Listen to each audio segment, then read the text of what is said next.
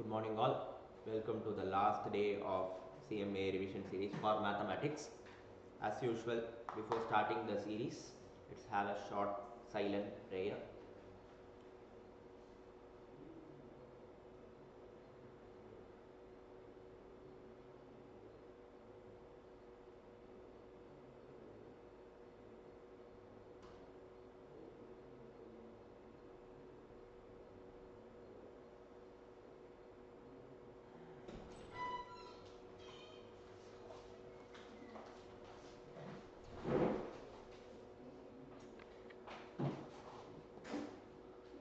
Can we?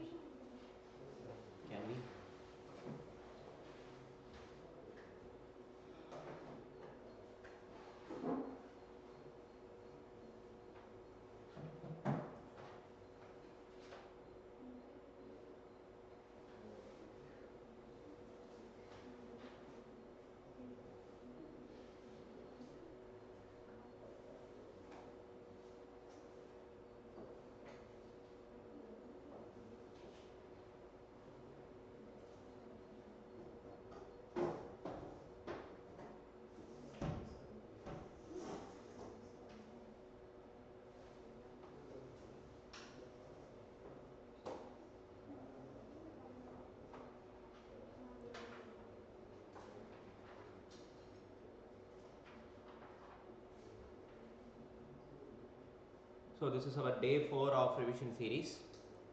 In the earlier sections, in day 1 we have completed ratio of proportions and other arithmetic things, arithmetic progression, geometric progression, simple interest, compound interest, time value of money, and etc. Indices and logarithm we have completed. That is the first part we have completed in first day of lecture series, and in the second day we have shifted completely towards statistics. In statistics we have completed measure of central tendency, dispersion, correlation, that on second day, and on the third day, that is yesterday, we have completed few problems on correlation, problem regression and problems on regression, and we have shifted towards set language and permutation combination. That's it. That's where I have stopped yesterday. We have to continue with problems on combination and probability.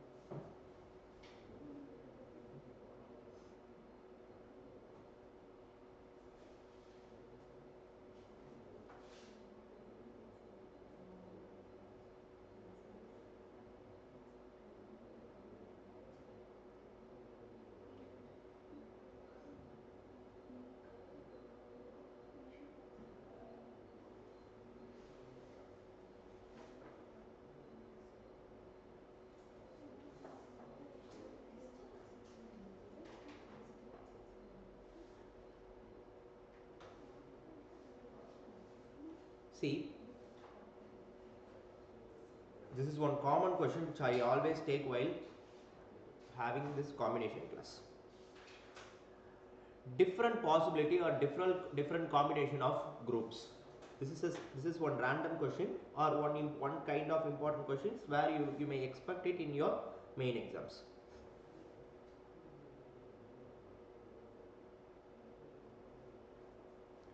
In forming a committee of 5, in forming a committee of 5, out of 5 males and 6 females, out of 5 males and 6 females, how many choices you have so that there is no female? How many choices do you have so that no female?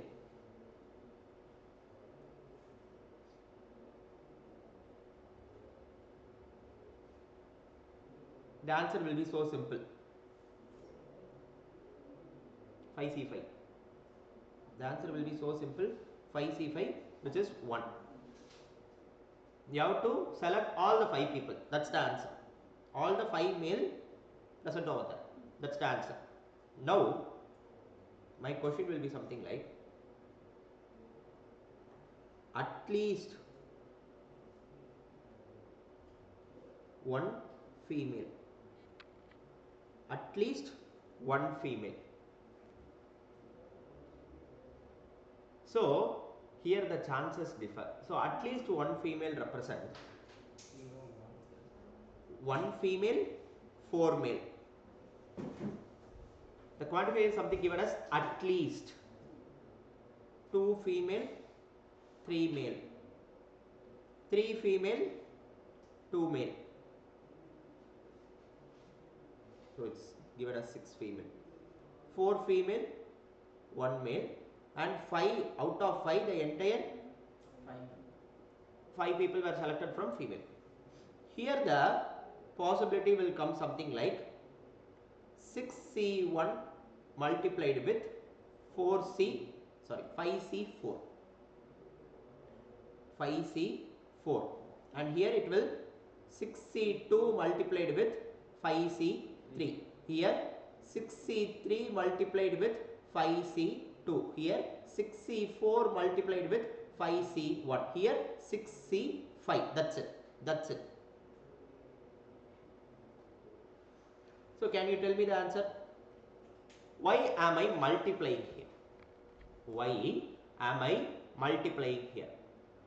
So I made a selection of, okay, take this scenario. Take this scenario. I made a selection of one female, and what is the condition implied here? What is the logic implied here? And in the earlier class, yesterday I mentioned, and you can use it for, you can use that and for intersection. You can use that and for intersection or multiplication. You can use and. If anywhere you are seeing and, you can consider it as multiplication, right? So in such scenario, you will be getting 1 female and 4 male. So that's why it is multiplication. You may ask a question, sir, why should I add the remaining? Why should I add the remaining answers? My selection will be something like 6 female and 4 male. That is one part. That is one possibility. Or 2 female, 3 male. Or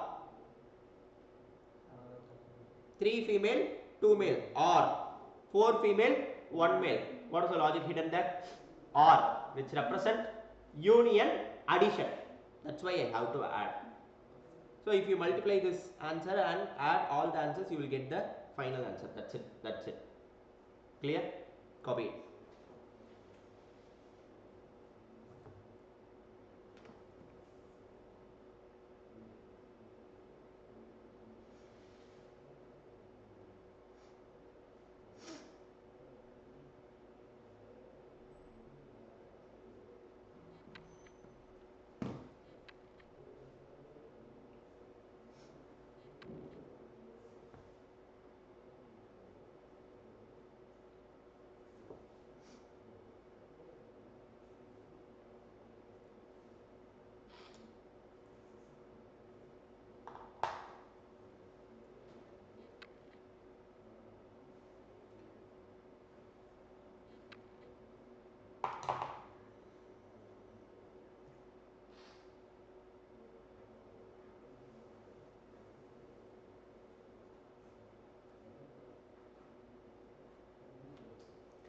So here the question itself mentioned how many choices of selection.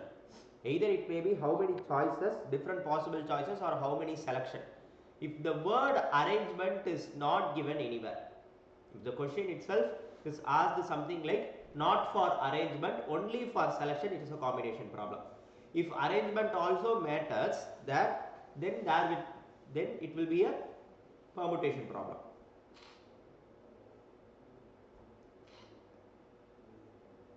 Can we?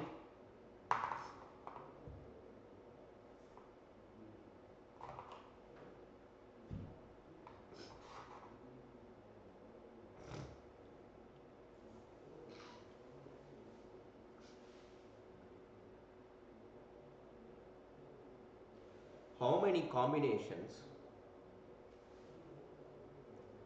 combinations can be formed?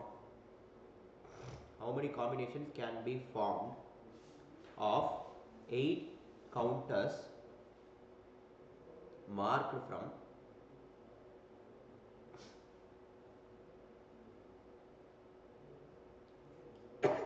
till 8, taking 4 at a time? Taking 4 at a time.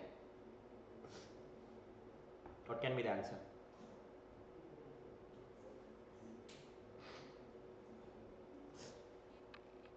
What can be the answer? You have to create a combination containing 4 units out of 8 units. That's it.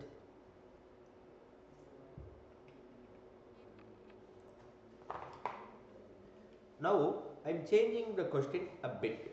I am just changing the question a bit. I am just taking 4 at a time. I am considering 4 at a time with a small change. That 4 includes at least one odd. At least one odd. How many odd numbers are there? 4 odd numbers. How many even numbers are there? 4 even numbers. So it's given that at least one odd number should be there. So at least one means 4C1, 4C1 multiplied with 4C3. From odd numbers, I am considering 1, and the remaining from even numbers, remaining 3 from even numbers. So that's why it's 4C1 multiplied with 4C3. Then 4C2 multiplied with 4C2. 4C3 multiplied with 4C1. 4C4. That's it. So here 1 odd, 1 even. 2 odd, 2 even. 3 odd, 1 even. 4 odd.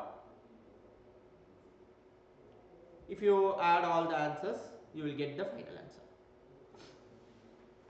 No need to add now. You just need to know how it works.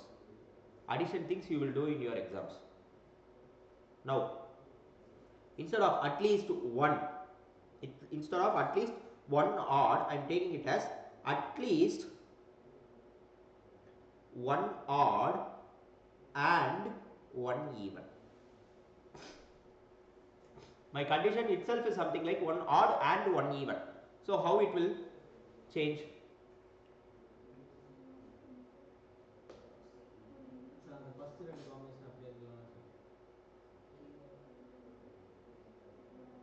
First moon. You can write the entire 3 things. That is, you won't be able to write one possibility where there is no even. That's the one and only possibility where you won't be able to take it. For the remaining, there is at least one even number present. So you can directly take it.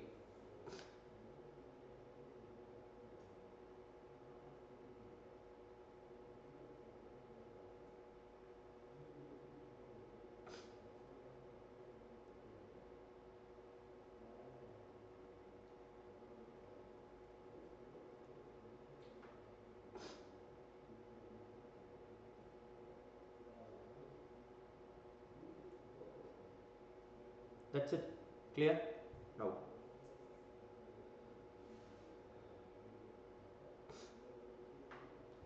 there are also few questions which comes with the help of geometry.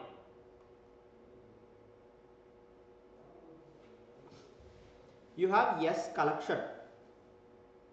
You have S as the collection of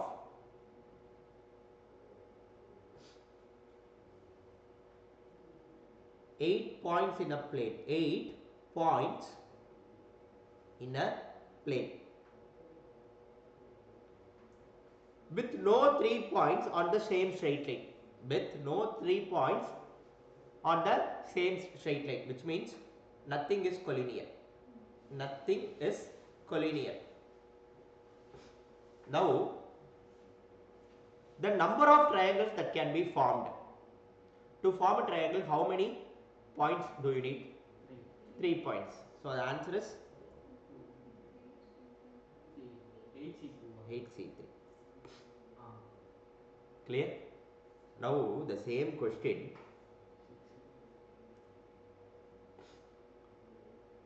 I mentioned no 3 points are collinear. Instead of 8, I am taking 16 points. Out of the 16 points, I am having 6 points collinear. Now tell me how many triangles can be formed. With the collinear points, you won't be able to form triangles, right? Wait. But any line in the collinear or any point in the collinear may be considered as one vertex of the triangle. So you can't leave these points as it is. You left these points as it is, right? You can't leave these points as it is.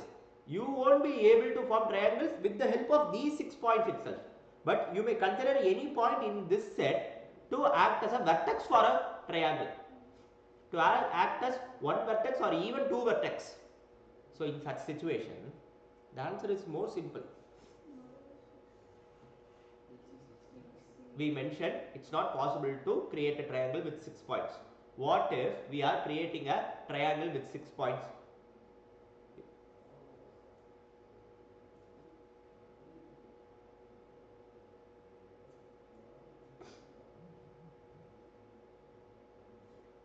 The answer will be 6C3, right?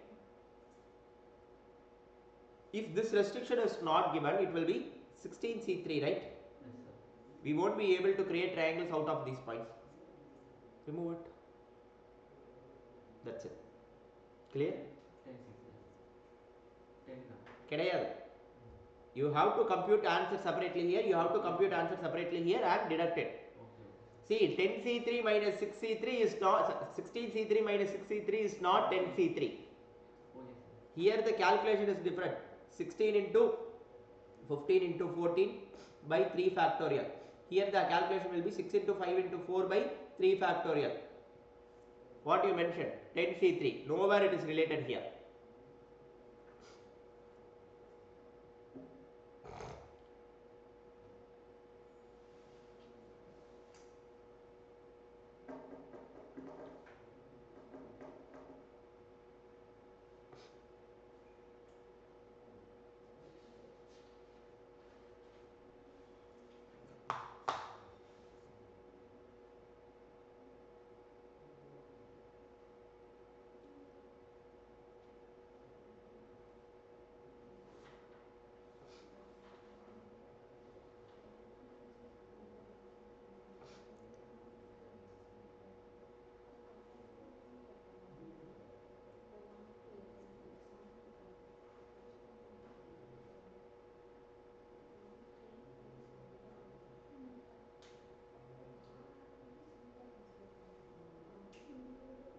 Can we?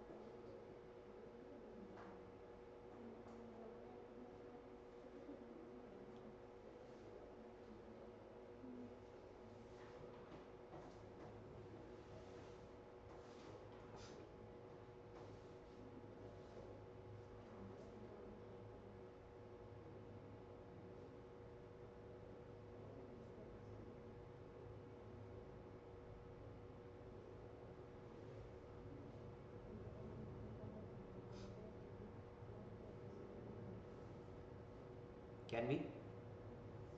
Yes, sir.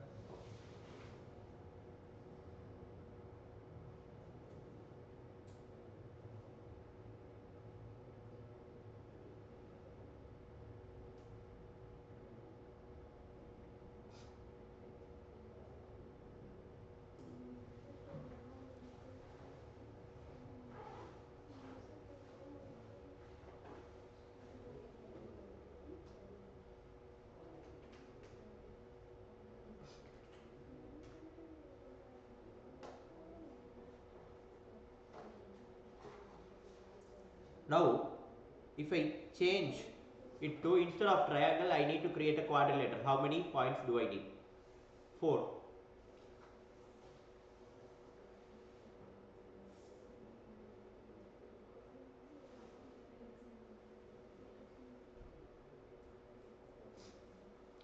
The number of, take down the question, the number of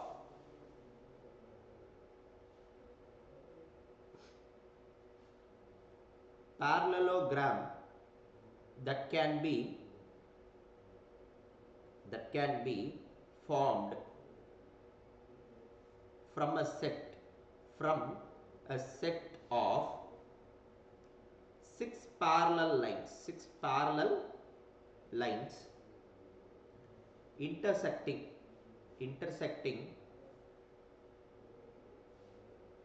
another set of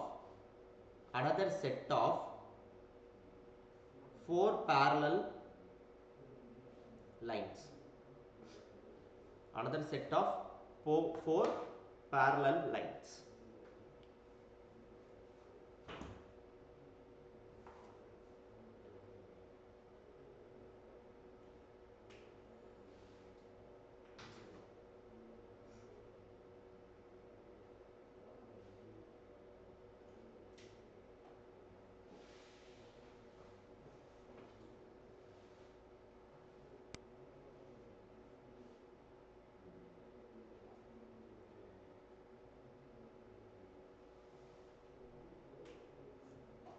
What can be the answer?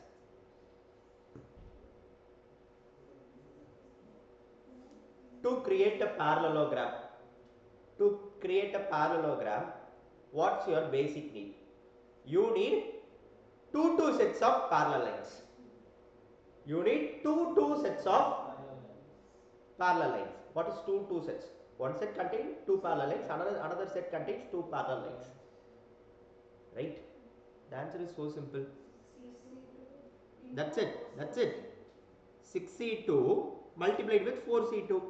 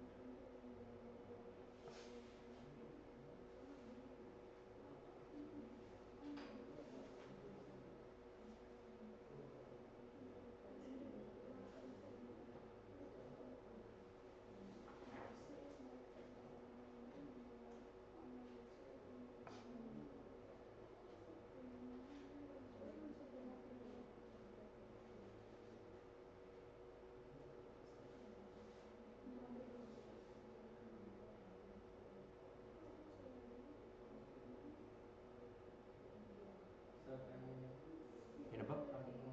Yeah. Thank you, sir.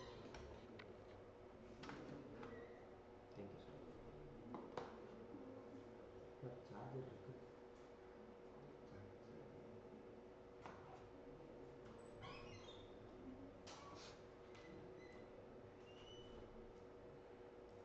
Now take down the concept like the number of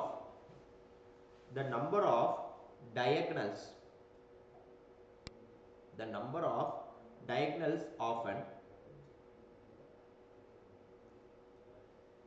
n-sided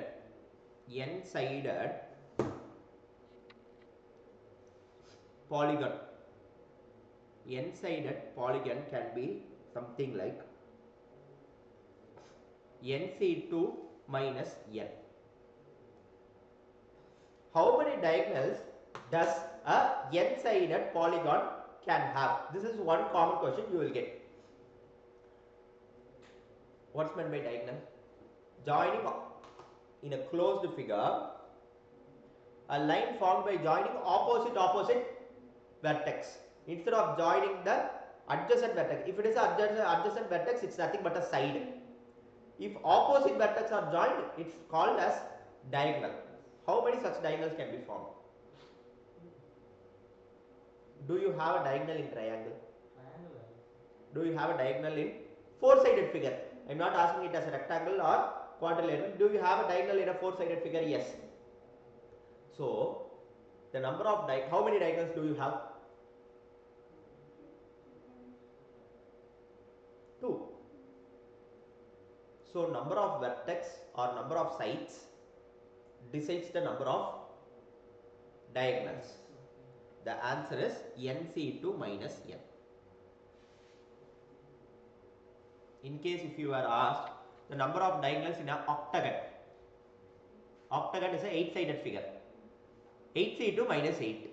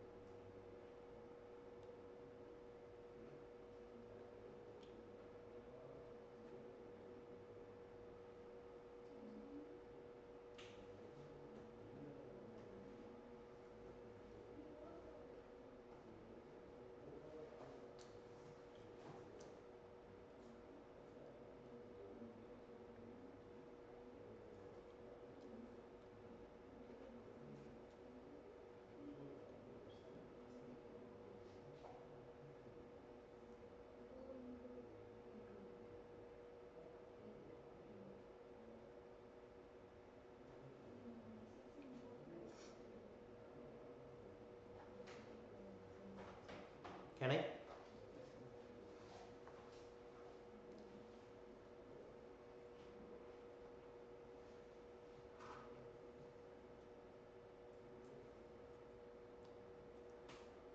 A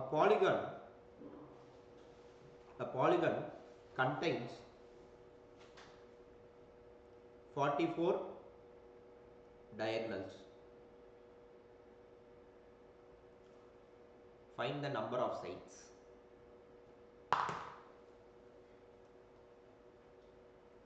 Find the number of sides. 22. How come?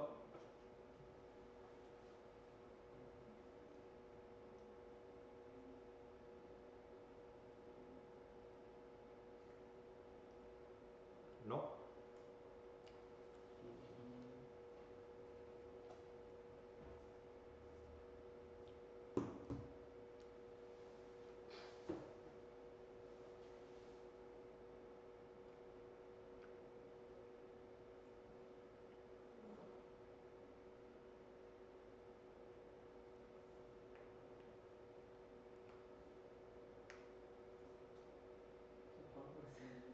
அதுதான் கொடுத்தது.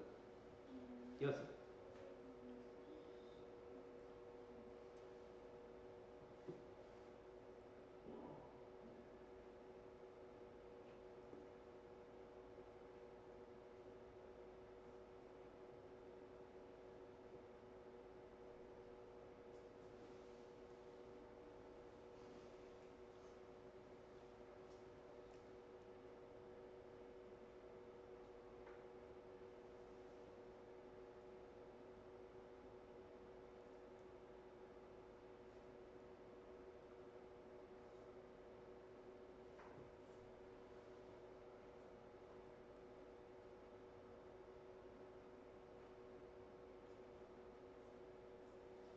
See,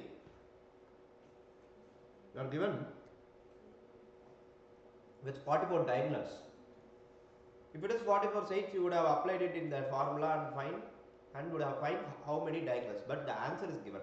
You were asked how many sides.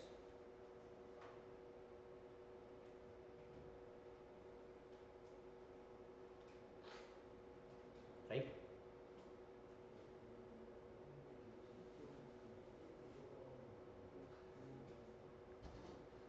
What can be such n? What can be such n?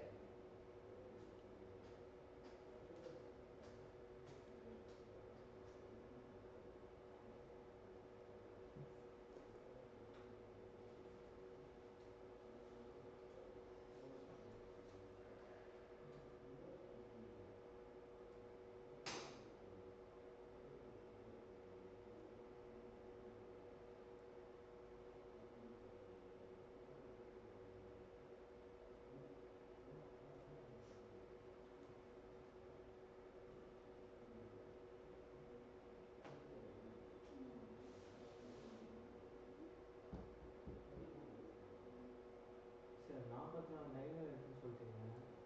அப்போ ஒரு diagonal ரெண்டு side சேர்ந்தா தான் sir வரும். ஆமாப்பா. அப்போ 44 diagonal Two opposite vertex. Two opposite வருதுன்னா அப்போ ரெண்டு ஆப்போசிட் டைரக்ஷன் சேர்ந்தா ஒரு சைடு ஆகும் sir.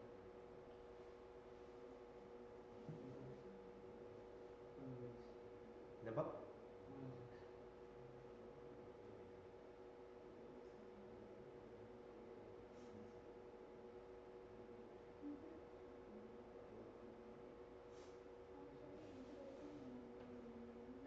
If I take this vertex, from this vertex I will be able to draw two diagonals. Hope your question got clear.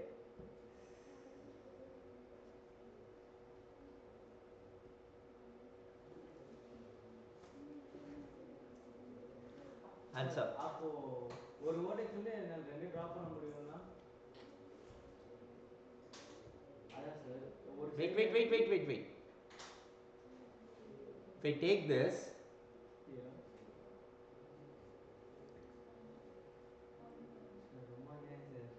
that's mathematics. If you use some logic like that, just make sure whether the logic works for 3-sided, 4-sided, 5-sided, 6-sided figures.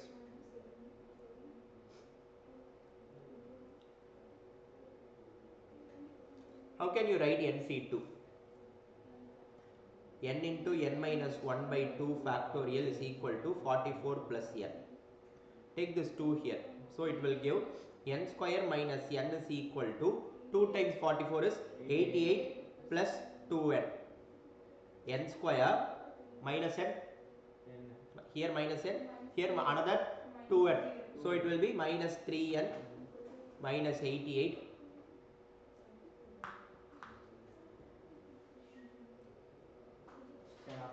அதான் sir கேட்டேன். 44 size இருக்கும் sir. அது வந்து ரெண்டு அந்த combination ரெண்டானா அப்போ 88 வரும் answer. You haven't mentioned me the answer 88. You earlier mentioned me the answer 22. சரி நான் அதான் sir first. This is how the question like valuation will be done. First they will check the final answers. They won't check for the marks. Okay sir. How can you write 88? It's in fact minus 88. And while adding it, you are getting minus 3. So it will be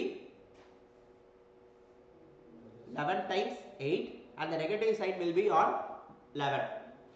So n can be 11 or minus 8. Number of sides cannot be negative, so the answer is 11.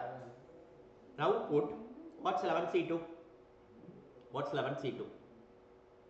What is 11C2? 11 into 10, 110 divided by 2, 55. Minus 11, 44. Let me have a tea break. Proceeding further.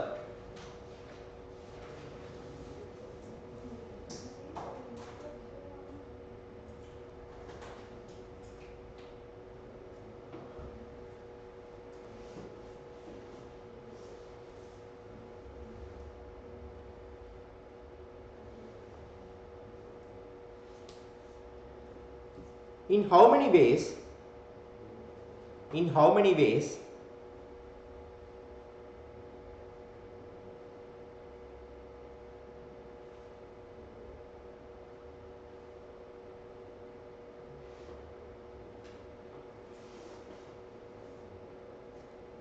In how many ways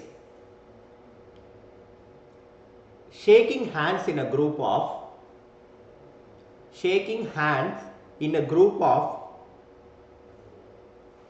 10 people, shaking hands in a group of 10 people can be made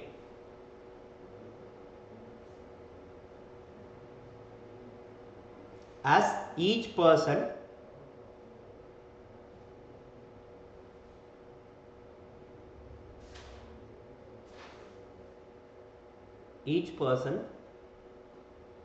will meet each other person.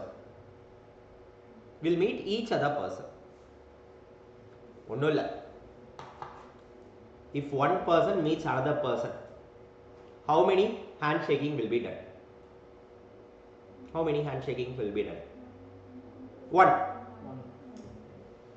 How many people are there? 10 people. So if I take one person, how many handshakings will be there? 9. There are 10. For one person, there is a possibility of 9. So for 10, 10 into 9 are?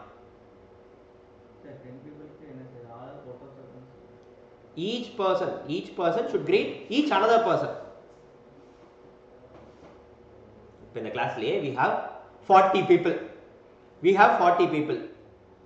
I am coming and shaking hands with each and everyone.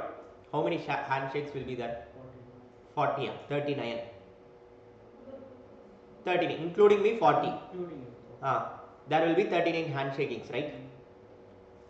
I am taking the very first person. Whomever the person I take, they might have shaken hands only with me. Now they have to shake hands with each other people. Now how many handshakings will be done? 38. Yes. Now how many handshakings in the class will be done? 10 பேர்கிட்டயும் handshake பண்றாங்க. Balance இருக்கிற 9 பேர்கிட்டயும். 9 பேர்கிட்ட handshake பண்றாங்க. அப்போ அந்த 10 பேருக்கும் 9 தடவை handshake.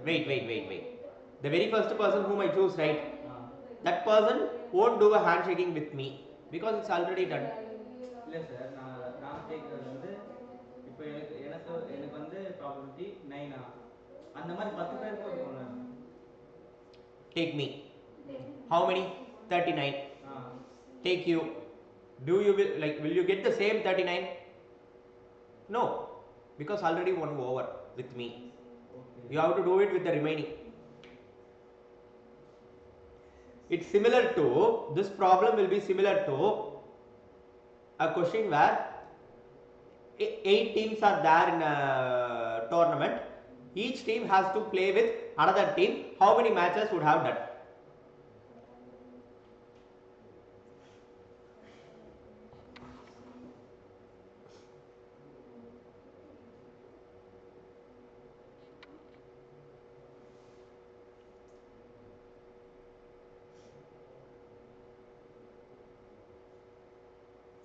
Answer?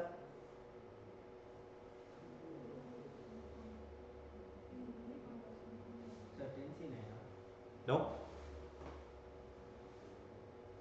There you have to multiply. In case of 10C9 you have to multiply. Are you multiplying here? You are adding in fact.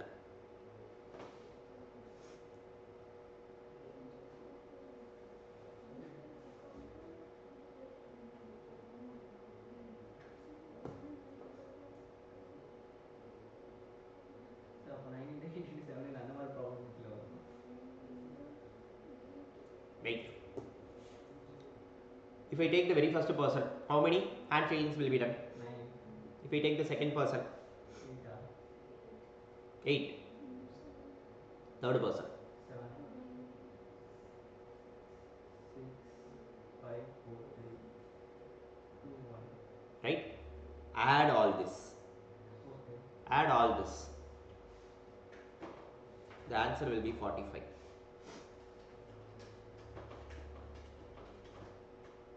The answer will be 45. What's the logic? Total, sir. What's the logic? You have to bring that 45 here. Sir, என்ன sir answer மறுபடியும் question கேக்குறீங்க? ஆமா. I need the formula. You got the answer. You got the answer. I need the formula.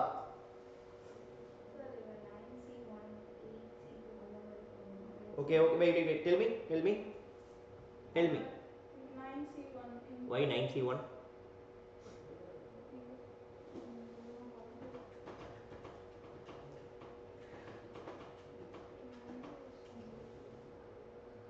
தட்டு நீ பாட்டுக்கு தட்டு தப்பு. அதுதான் தட்டு வேற என்ன தப்பு sir?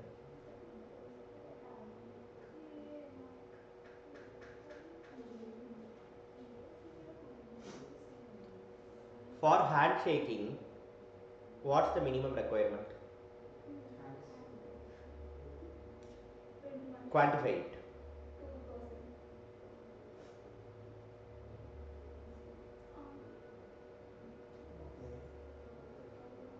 2%. What's the requirement? You will be required another person. 2% at that time. Out of 10, how many 2% can you take? 5. Sir, out of 10, sir. How many different possibility of 2%? That's what combination is, man. Okay, sir. That's what combination is. How many different possibility of 2% can you take? That's 10C2. That's the answer. That's the answer. See, handshake, like never see it as a handshaking. How many? What's the requirement? What's the resources? What's the requirement? Resources is 10. What's the requirement? For a handshaking, you need 2 hands. You need 2 hands. Okay, sir. That's it. Just try to write what is the resource and what is the requirement. You will get the answer for sure. Resource கொடுத்தா requirement. You have to find resource. You have to. Resource கொடுத்துட்டாங்க sir. You should be able to write what is the resource, what is the demand.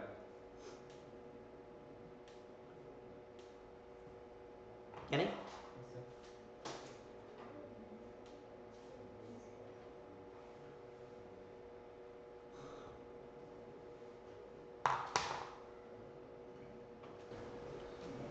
So let's proceed towards the problem set for permutation combinations. N factorial represents product of n natural numbers. 0 factorial is equal to 1.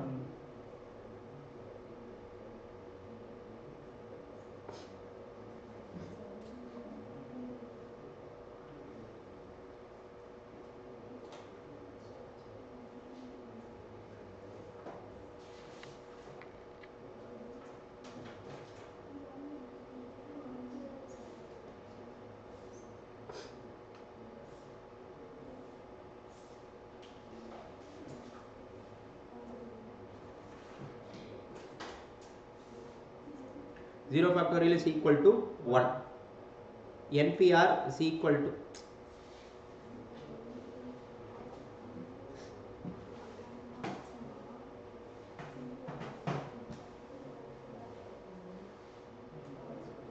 NPR is equal to n factorial by n minus r factorial.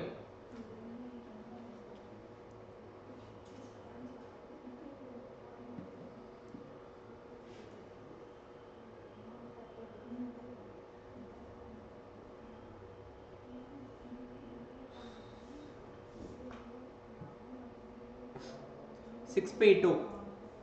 Now 6P2 is equal to 6 into 5 30. The number of arrangements of 5 people in a row. 5 factorial 120.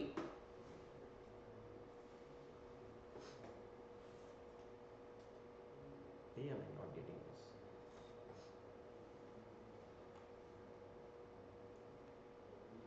Five C2 is equal to 5 into 4 divided by 2 into 1. So the answer is 20 by 2. Answer is 10. NCR.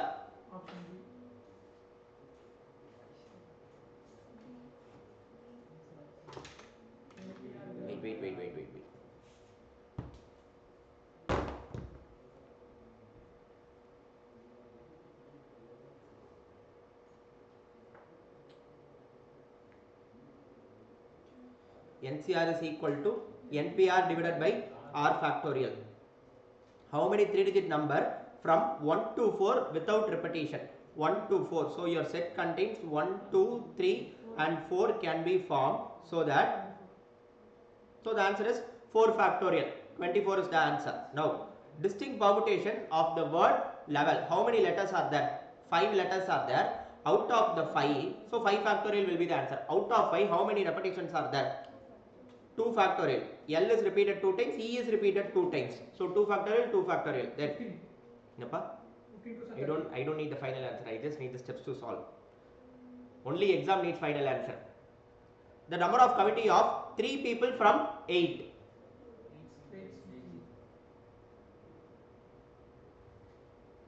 Distinct arrangements of the word banana. 1, 2, 3, 4, 5, 6. 6 factorial divided by A got repeated 3 times and N got repeated 2 times. Now, the number of ways to choose 2 balls from 6. 6C2. Distinct permutation of success. 7 factorial divided by S got repeated 2 times, C got repeated 2 times. Yeah, S got repeated 3 times. So 3 factorial and C got repeated 2 times. So 2 factorial. You have to divide it with the number of repetitions. If more than one letter got repeated more than 1 times, that number of repetitions. For each letter you have to divide it with number of repetition. If NPR is equal to 720, R is equal to 2, how can you find the answer?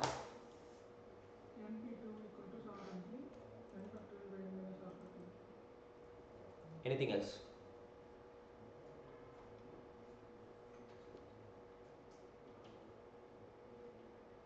How can you expand NPR?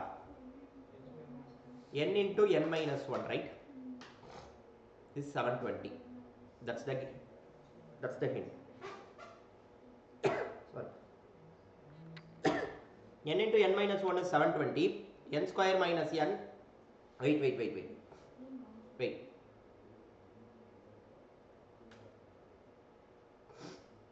N into N minus 1. A number with the previous number is 720. What is the number you have to multiply so that you will get 720?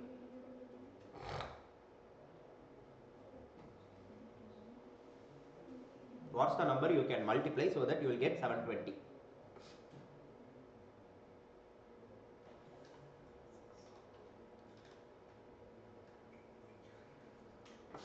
72.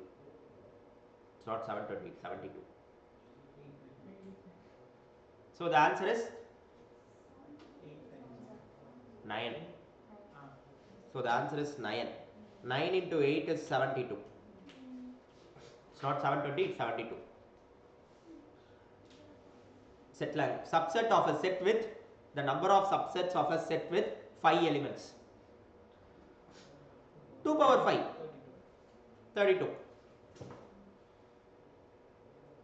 The number of 4-digit code 0 to 9.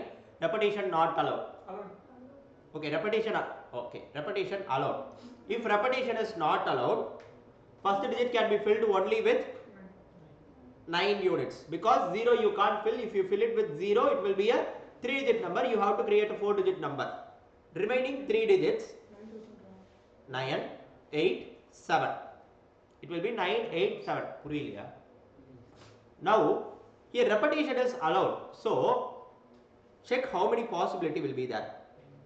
For the very first place, you will be having only 9 possibilities, leaving 0. For the second place, you will be having 10 possibility. Again here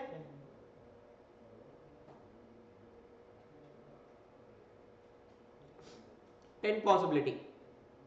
Again here 10 possibility. So the answer is 9 into 10 cube. Clear? Now these things you will find. The number of ways to choose 4 cards from 52.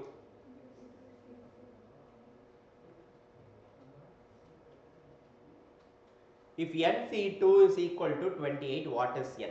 How can you write that NC2? N into n minus 1 divided by 2 factorial is equal to 28. Clear? So it's nothing but n into n minus 1 is equal to 56. So n is nothing but 8. 8 into 7. A number multiplied with the previous number. You will do it. What's the number of letters? Number of letters in the word? What's the number of letters in the word comedy? 9 factorial by 2 Wait. C got repeated 1 time. So you don't need to divide it. O got repeated 1 time. M got repeated 2 times, so 2 factorial. I got repeated 1 time. You don't need to do anything. T got repeated 2 times. E got repeated 2 times. Ways to select a president, a secretary and a treasurer from.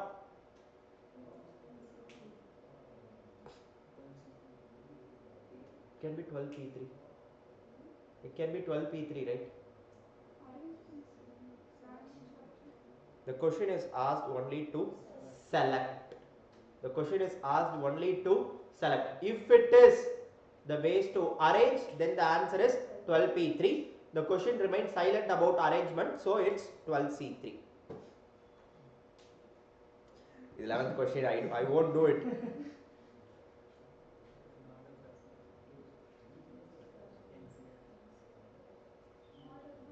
What order does not matter use?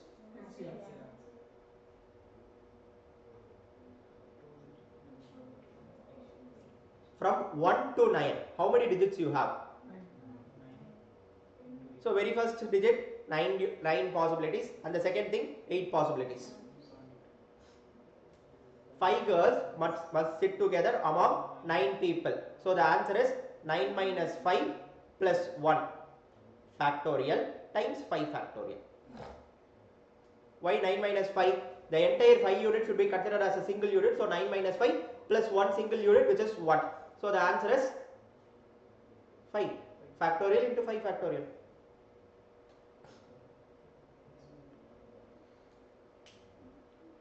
Just now we solved 5C2 into 4C2. If it is at least, then 5C2 4C2 plus 5C1 4C3 3 plus 5C0, which is 1 into 4C4.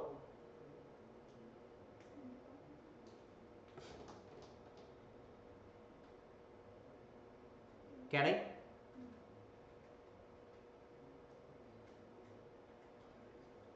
Already discussed. Now, circular permutation. I forgot to mention this. Circular permutation. Wait. You have 3 people. In how many ways can you arrange them? In a row, in a line. You want to arrange them in circle. Wait. You want to arrange them in circle. You want to arrange them in circle. For example, A, B, C. If it is in a single row or a single line,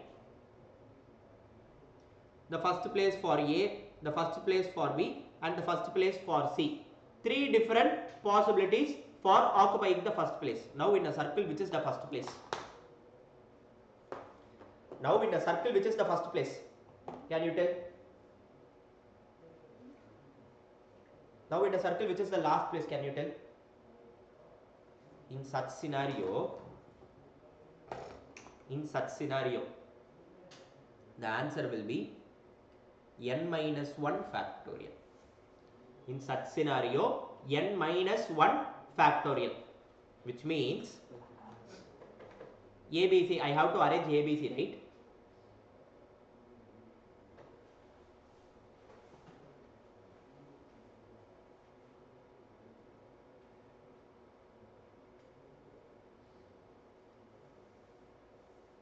Clear?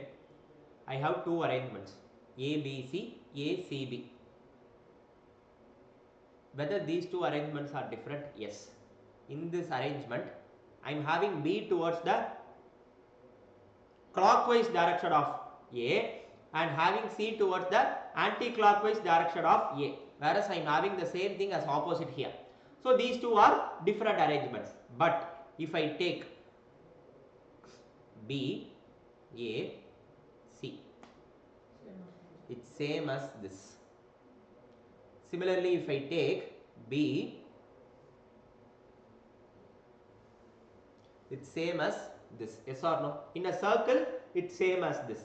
So I have to take both of these as count 1 and both of these as count 1. So that's why I have mentioned n minus 1 factorial. Clear? So what's the answer? Circular permutation of 6 people. 6 minus 1? 5 factorial. Clear?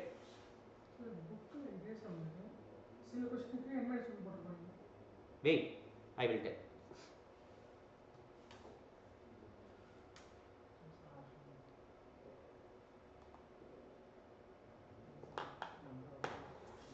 Does humans identical?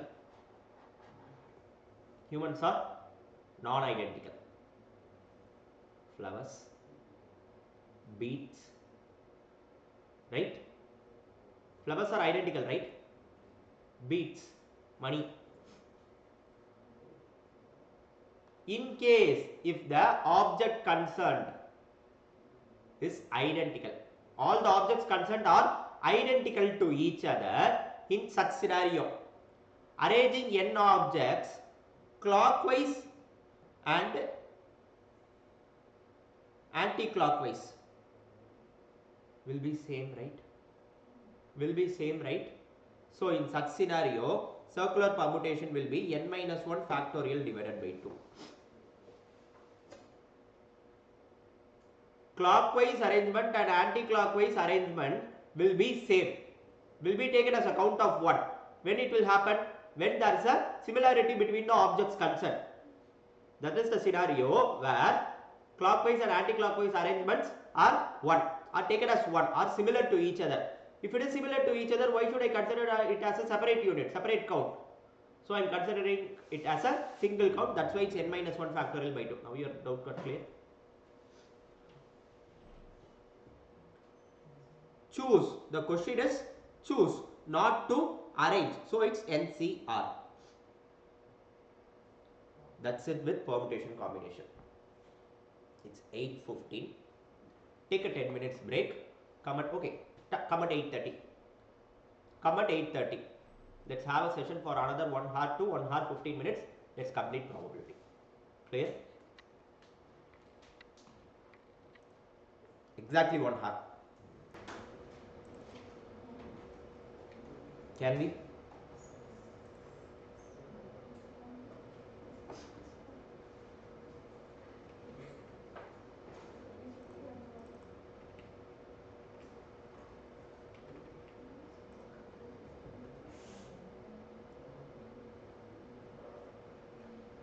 Probability. Can anyone tell what's the module number, by the way?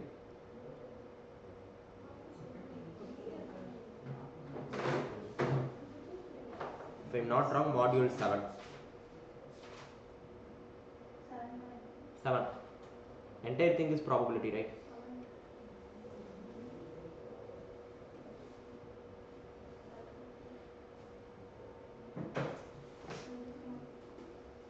What's probability? In regional language, we call it as urut. Yeah. Obviously, that's it, right? But it's a most easiest topic when it comes to 10th standard or 11th standard exams, 9th, 10th, 11th standard final exams. The one chapter where students feel if this chapter is studied, for sure we will attempt 110 mark or 15 mark. But that's not probability. That's not exactly what probability is. Mathematics gives you the answer, a solution for everything. Whatever be the problem, you will have a mathematical solution for it. It's unwritten truth. It's an unwritten truth whatever be the problem, you will have a mathematical solution for it. To have a mathematical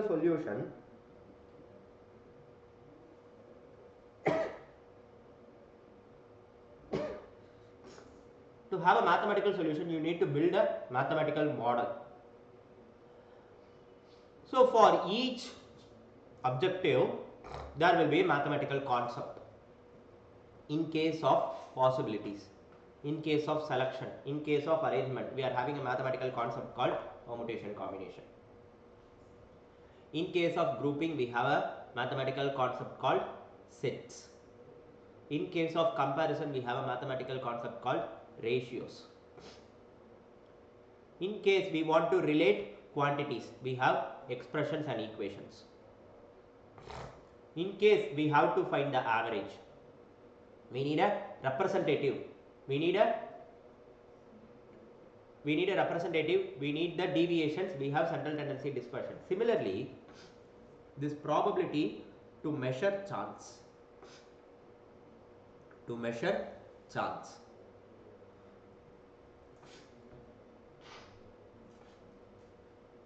This is the stage.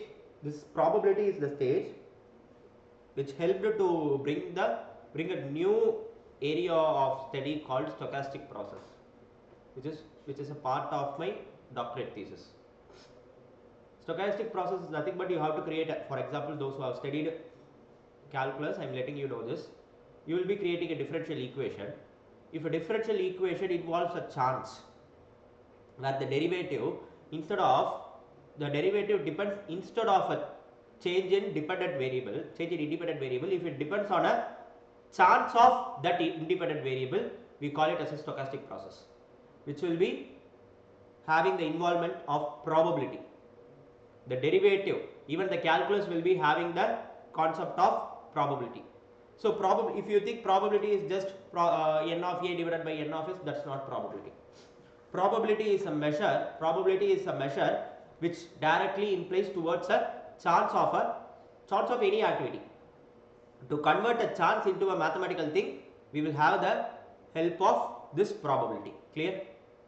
Now. It measures chance. Let's quickly discuss few basic things in probability and quickly move into the core things which are needed for foundation.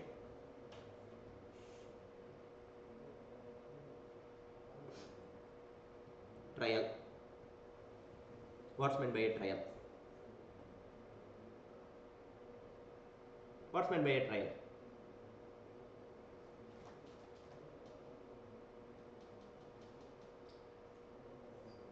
What's meant by an event?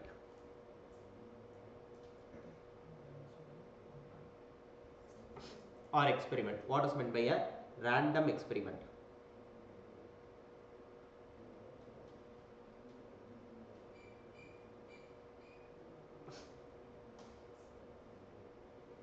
These are all some basic nomenclatures of probability. What is meant by sample space? Before sample space, what is meant by sample point? What is meant by sample space? These are all some basic nomenclatures of probability. Everything seems to be a similar one, but each one has its own difference. What is meant by a trial? Any performance. Any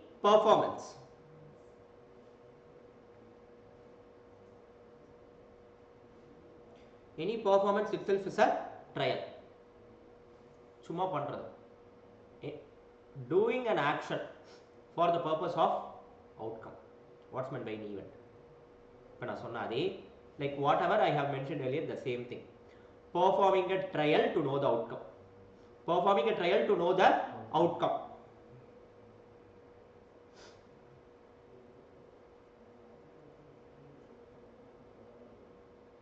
Performing a trial to know the outcome. What's meant by random experiment? Performing a random trial where outcome is not known. Performing a random trial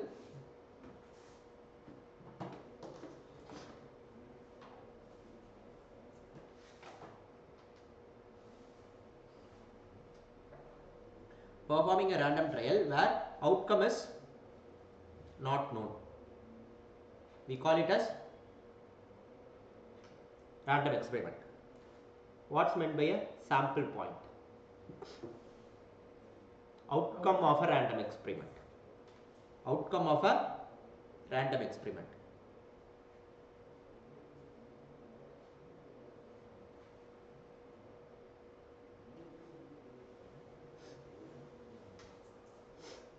What's meant by a sample space?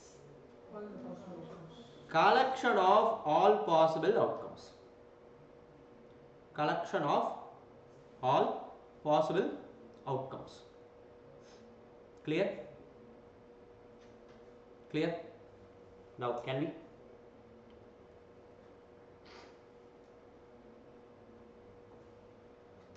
After this, we need to know what is meant by a sample space. It's nothing but collection of all possible outcomes. It depends, it varies from case to case, experiment to experiment.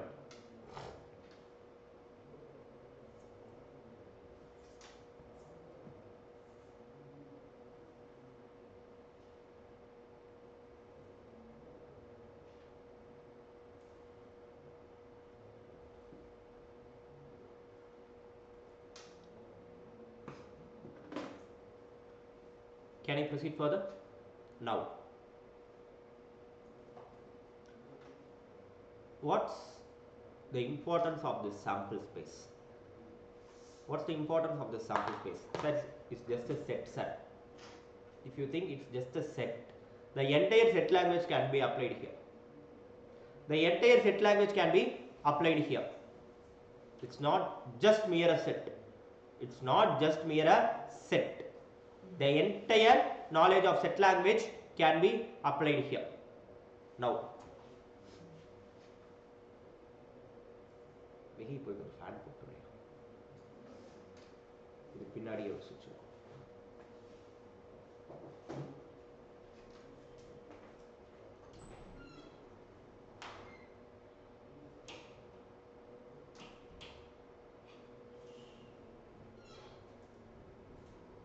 Now, clear with sample space? Now, had we or do we have any relevance of probability here? Any probability related terms? Which means any term relating a chance? No. Then what is meant by probability? It's a ratio. It's a ratio of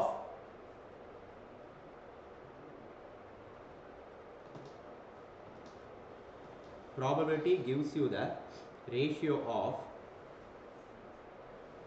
favorable events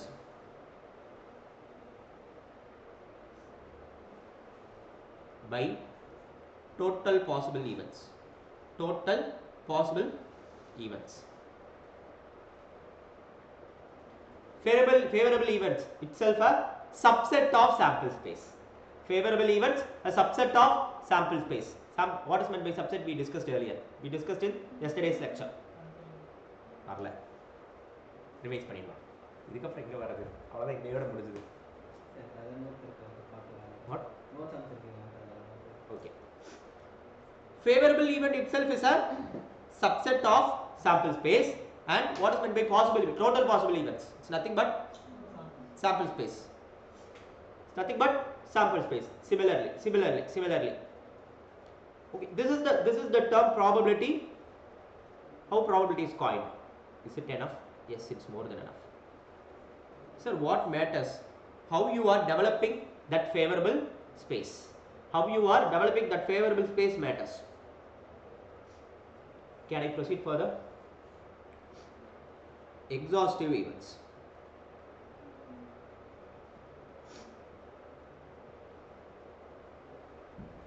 Exhaustive events. If I call X or the collection of X from sample space, each sample point, the collection of each sample point gives me exhaustive events. What does it mean?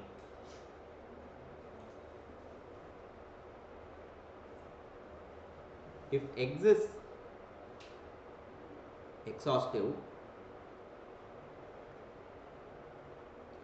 the collection of X, the collection of such X gives me entire sample space. Let me take the age old example of dice. Urut.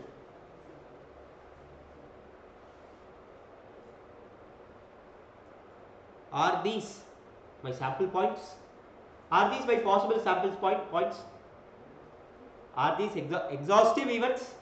No. No. It does not complete my sample space. It does not complete my sample space. I do have one more sample unit. So exhaustive events means it will be having a possibility to occur, and the collection of all the possibilities will complete my sample space. It will be having a possibility to occur, and collection of all possibilities will complete my sample space, in which means the sum will equate to 1. The sum will equate to, sum of probabilities will equate to 1. Clear? It would be better if CMA Institute had included random variables. You will be having a even more clear idea of how can you relate a probability with a variable. Unluckily, CA institutes are having that. We don't have random variable. Our syllabus completes with Bayes theorem. Can I? Exhaustive events. Next one, mutually exclusive events. Mutually exclusive events.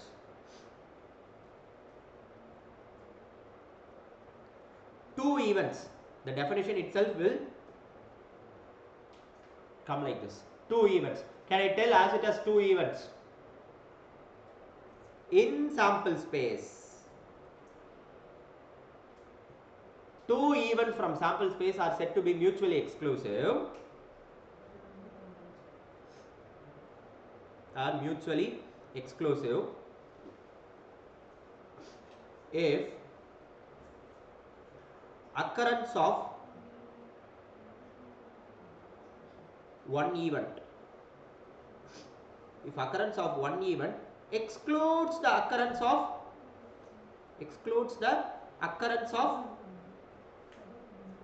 another event. We call it as mutually exclusive events, which means they are disjoint. They are disjoint sets. If in a sample space, the entire sample space you can consider it as universal set.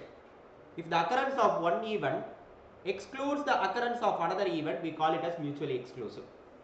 If this has happened, it means this has not happened. If this has happened, it means it has not happened. Clear? Take your public exams.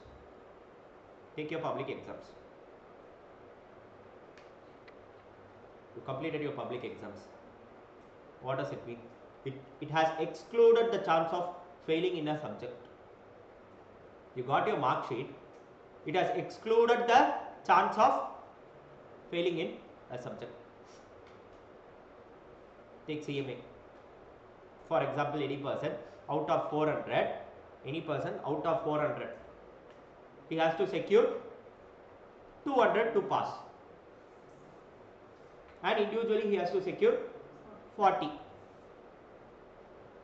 4 subjects, right? 43. Another subject is also pass, right? 49 is pass, right? Sir, he is a cleared one. He is a cleared candidate. Get the total.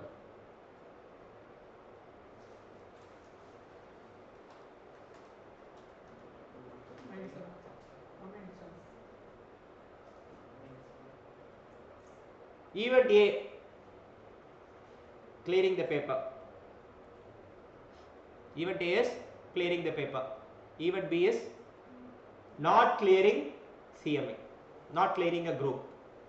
Both one got happened. Is it mutually exclusive? No. No. These two events are not mutually exclusive. If I take event A, clearing the paper, clearing a paper. If I take B, not clearing a group, is there an intersection? Yes. This is an intersection, right? So this mutually exclusive events varies from case to case. Varies from case to case. Is it independent? No, it's dependent here. It's dependent here. So always mutually exclusive events are not independent.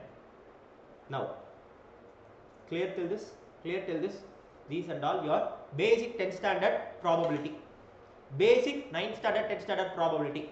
I have completed the entire 9th standard 10th standard probability in one page. Now comes the major thing. Now comes the major thing.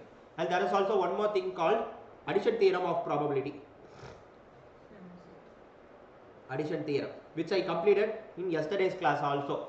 What is n of A union B in set language? N of A plus n of B minus n of A intersection B, right? And the same is applicable for three sets. N of A, N of B, N of C minus n of A intersection B, A intersection C, B intersection C plus n of A intersection B intersection C. If I divide it with the entire sample space, that's what addition theorem is meant. That's how addition theorem is meant. Probability of A union B is equal to probability of A plus probability of B plus minus probability of A intersection B. Clear? Now, this one is also over. Now comes dependent and independent events. Dependent and independent events.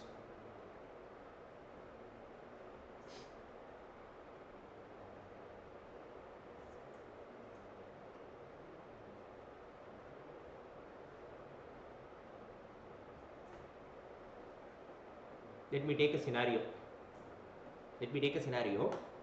For each scenario will be having two trials. The first scenario, tossing two coins. When it comes to probability, what are all the age-old tradition of examples? Coin, dice, cards. Coin, dice, cards. Let me take one more age-old tradition, cards here. Here I made a trial for two tossing. Now I'm making a trial for two draws.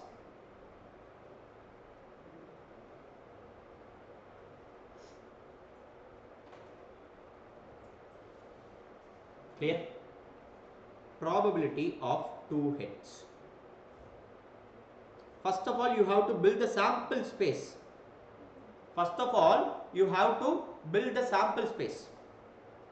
How can you build the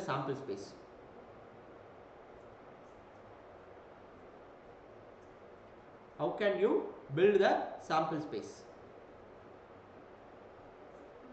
HH, HT, TH, TT. You can also use permutation combination concepts here. If three coins are tossed, 2 power 3 will be the total outcome. So write it once again. You have 4 units here. Write it once again. You will be having 8 units. Fill the very first unit with H.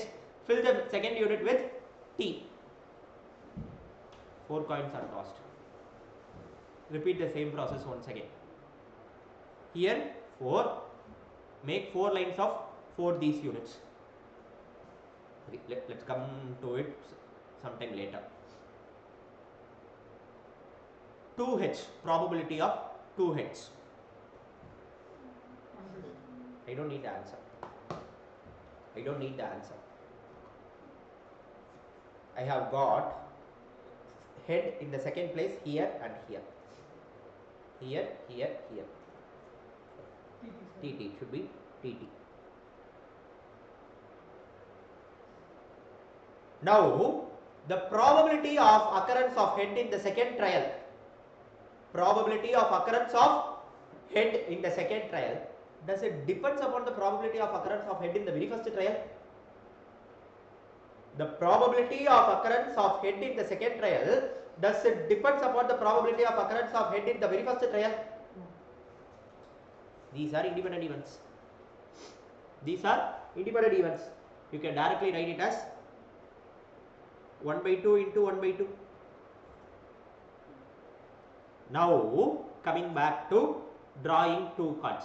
I need two king. I need two king. What is the probability of drawing one king? First card as king 1 by 52 4 by 52. Yes, that's why I gave you a break. I gave a break for all of you, right? Now, what is the probability of getting head? Probability of getting king in the very first place? 4 by 52. If the card is not replaced, I need to get a king in the second place also. I got the king in the very first place, right? So 1 unit from my favorable event got reduced, and 1 unit from my total space also got reduced. So the answer is 3 by 51. 4 into 3, 52 into 51. Can I write it as 4C2 divided by 52C2?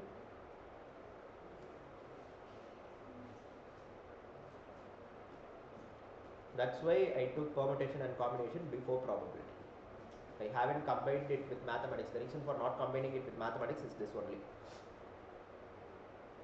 Can I write it as 4C2 by 52C2? Yes. What is 4C2? Selecting 2 kings from a set of 4 kings. Do we have arrangement here? Obviously, denominator is going to be the Fine. 4 is 1 reduced to 3. So, can I write 4p2 in the denominator? That is the same permutation in the denominator. Yeah, p2p. My question is it the arrangement? If arrangement doesn't matter, then why should I use permutation? Mathematically, what you have mentioned is right. Mathematically, what you have mentioned is right. Sir, if you can write it something like this, why can't you write it as permutation? Just a minute. Can we? Your question is right. Your question is right. But it's not an arrangement one. Cancellation is applicable. But do we have an arrangement here? Unless it is an arrangement, we can't call it as a permutation. It should be arrangement one. Unless arrangement doesn't matter, we can't call it as a permutation. We should call it only as combination. Technically, what you are speaking is right, but concept wise, it's not. Mathematically, number wise, it's right. Now, I can write that 4 by 52 into 3 by 51 as 4C2 by 52C2. Why? Selecting 2 king. 2 out of 4C2. Selecting 2 cards. 52C2. So, what is my sample space? Selecting 2 cards out of 52 cards. So, 52C2 is I will be having 52C2 units in my sample space. What is my favorable space? 4C2. 4C2, right? Now, the probability of occurrence of king in the second place, does it depends upon the probability of occurrence of king in the very first place? Yes. Does it depend upon the outcome of first? Yes. So, the probability of second king is dependent upon the probability of first king. The probability of king in the second place depends upon the probability of king in the very first place, right? That's it. This is the example of independent events. அப்படியே மாத்தி எழுதிடு.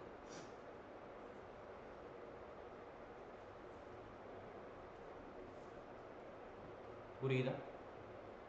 Clear? Now, see it once again. We had one head and another head. In both the scenario, two trials took place. Both the trial gives the same answer. In both the trials, the favorable answer is 1, but the probability is different. Same answer means one head and another head. One head, intersection.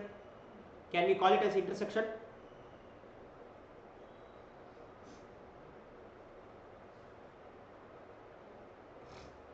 It's nothing but probability of head in the very first trial multiplied with probability of head in the very first trial, very second trial. Here, probability of king intersection king, which is probability of king in the very first place into probability of king in the very second place. Yes or no? Now, probability of king in the very second place depends upon the probability of king in the very first place. If I had king in the very first place, the answer will differ. If I don't have king in the very first place, the answer will differ, obviously.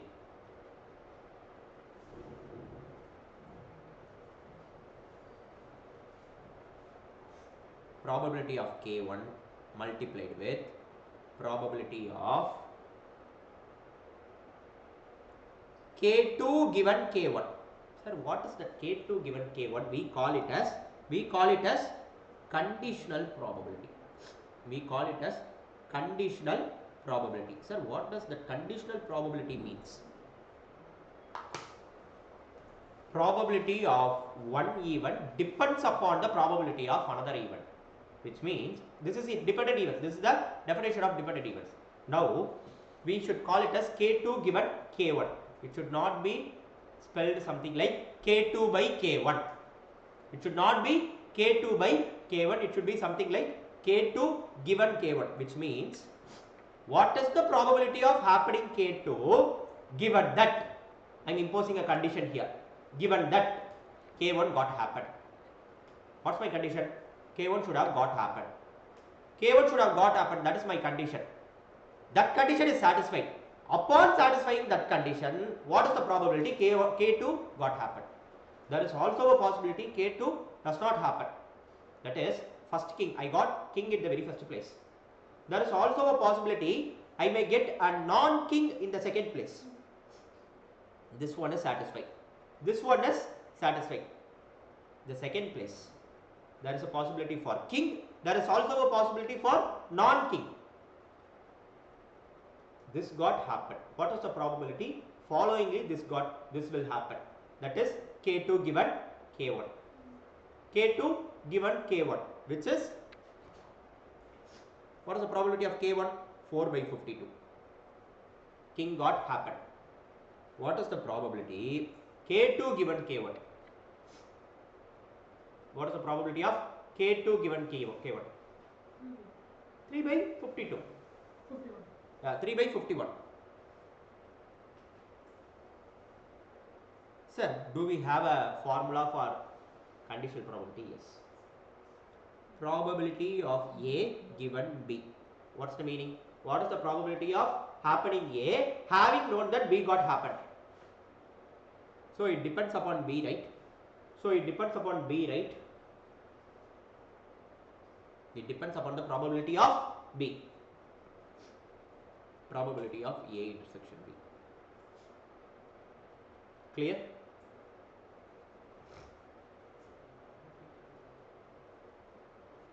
This is the definition of conditional probability. Now, we have discussed here probability of A intersection B. How can I write? Probability of A multiplied with probability of B for independent events. If the events are independent to each other, then what can I say? The joint occurrence of both the events is nothing but product of their individual probabilities.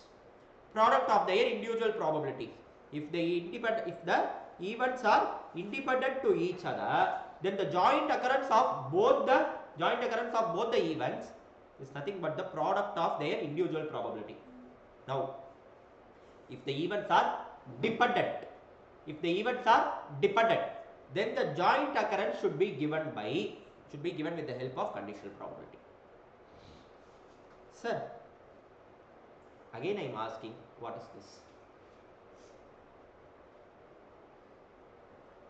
We call it as multiplication theorem. We call it as multiplication theorem.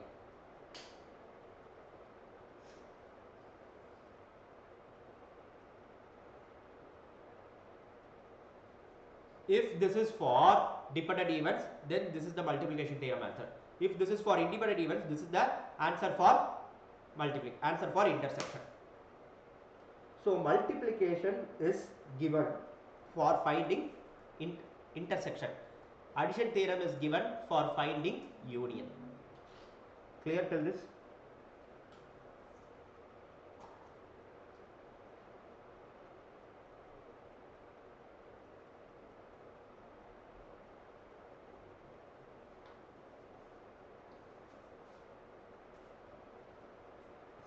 Clear till this?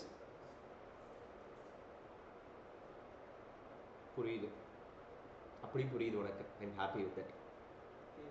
என்னப்பா? Okay.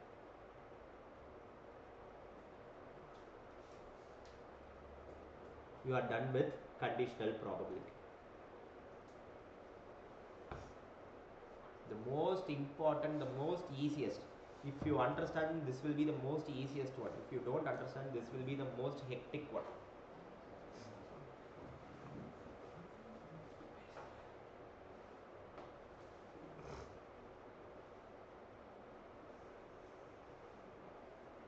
Bayes theorem. What's meant by this Bayes theorem? 11th standard, when it comes to 11th standard mathematics, this is the most hopeful topic for a student. ஒரு question வந்துராதா? ரெண்டே formula. But to understand those two formulas are something different. Let me take the scenario.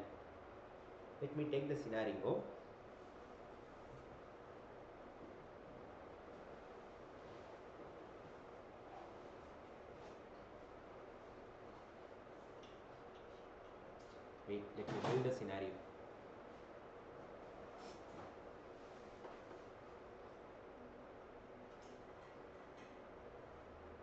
You have four subjects.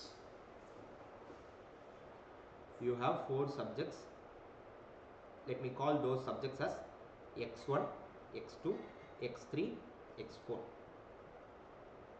You have four subject faculties. Assume a scenario, all the four subject faculties were taking tuition classes for 12th.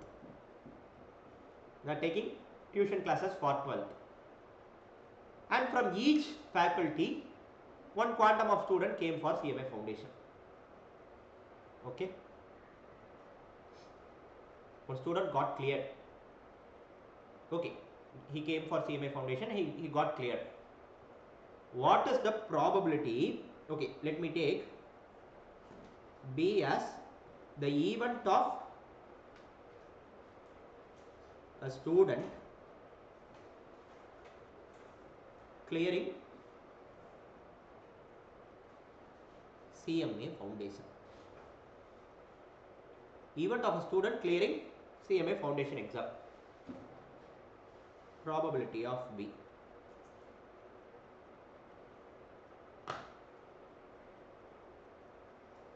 I am a maths teacher. Maths is common to both science and commerce. Maths is a common subject to both science and commerce. So, whomever the student comes to me, he will be either with commerce or with non-commerce. A student came who is a science background student. What is the chances for him to clear CMA foundation? It is much lesser than the chance for a commerce student. This is இது வந்து ஒரு பொய்யான நம்பிக்கை. This is a wrong hope. Let's depend upon the wrong hope. So the chances of clearing a student from maths faculty in CMA foundation is much lesser when compared with a student from accounts faculty.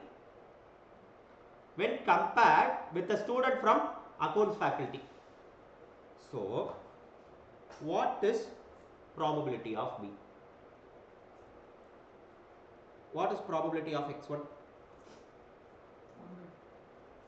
What is meant by probability of x1? A student from one faculty. What is probability of B given x1? What is meant by probability of B given x1? A student from maths faculty cleared CMA foundation. Clear? Clear? So what does this collectively mean? Probability of x1 intersection B. This collectively mean x1 intersection B. Adana? Adana? If we multiply these two, I will get this intersection. Which means he should be a student who cleared CMA foundation and he should be from maths faculty. Similarly for accounts faculty, similarly for law faculty, similarly for economics faculty, and I call it as probability of x2 intersection B, probability of x3 intersection B, probability of x4 intersection B. Now, in order to find the probability of a person clearing CMA foundation, probability of a person, first of all I should select a person and test him whether he has cleared it or not. To select a person, he may be from maths faculty or accounts faculty or economics faculty or the law faculty. Right? I have mentioned the logic or. I am getting plus. Now, if he is from the maths faculty, he should be from maths faculty, right? Is it enough? He should have cleared foundation. He should have cleared foundation. So, a person from maths faculty clearing foundation, how can I write? He should be from the maths faculty and he should be a person who have cleared CMA foundation. Product. Multiplication. So, Bayes theorem is the case where both addition and multiplication theorem will be used. Both addition and multiplication theorem will be used. I am using union. I am also using intersection. Clear?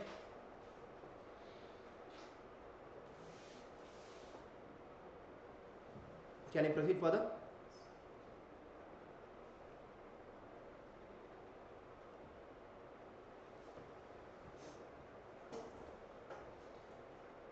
This is the part 1 of Bayes theorem. Sir, do we have an axiom for Bayes theorem? Yes.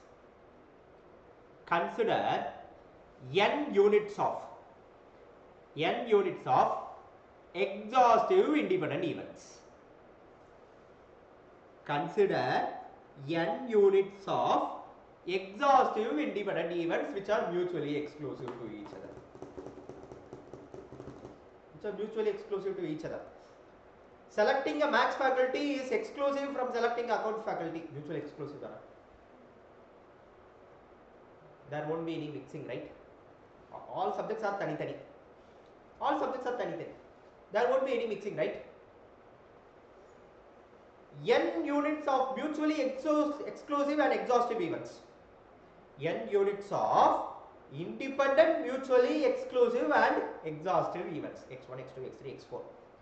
And another event which is mutually dependent on all the exhaustive events, which is B. A person clearing CMA foundation dependent on X1, dependent on X2, because all the 4 subjects are there. Dependent on X1, dependent on X2, dependent on X3, dependent on X4. Mutually dependent. To find the probability of the dependent event, find the joint probability of dependent event and the exhaustive event, which is x1 dot b given x1. Do the same process for all the possible exhaustive events and add it. Make a sum. This is the definition, or this is the axiom of Bayes' theorem. First part of the axiom. Now comes the second part. I have selected a student and it is found to be a CMA passed student. Now what is the known event? He is a CMA passed student. Right? What is the probability he is from x1? What is the probability he is from x1?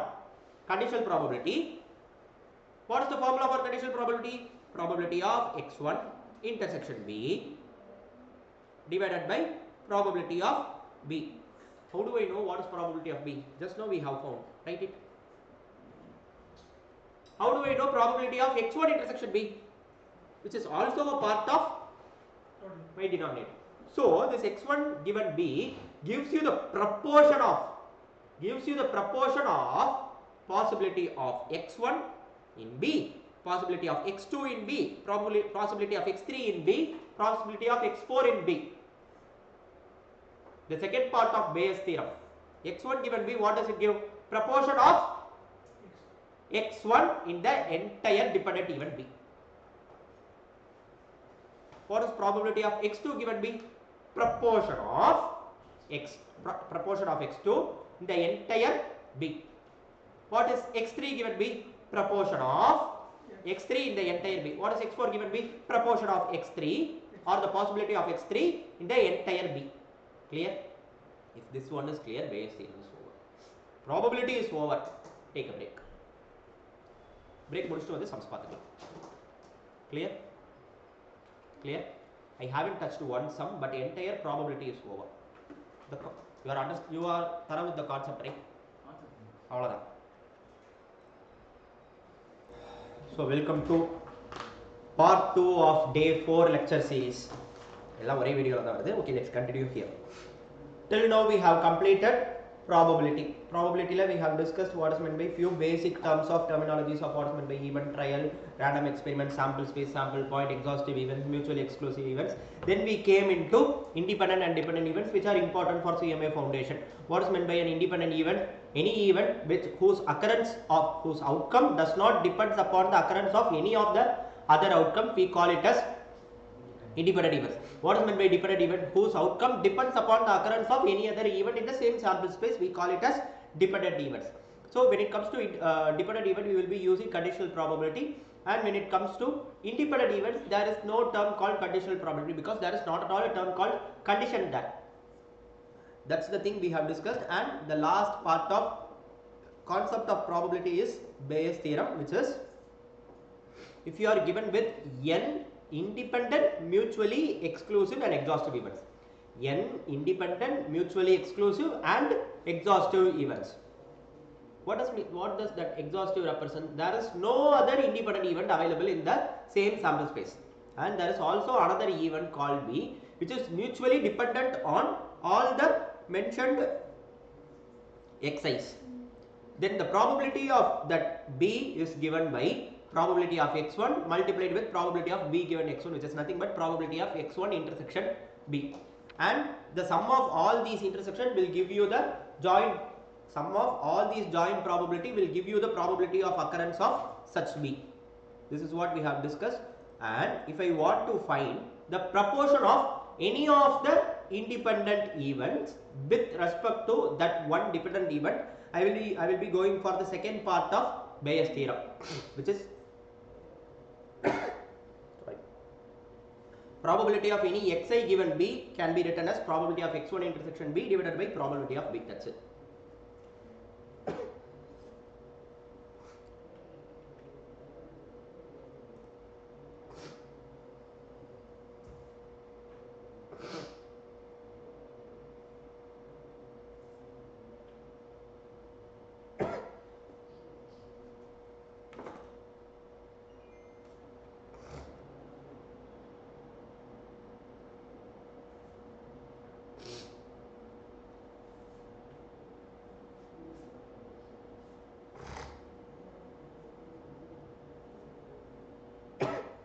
Can we?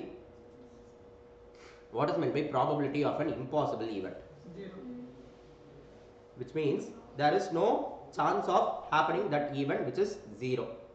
Now probability of sure event is 1. Then the set of all possible outcomes is called as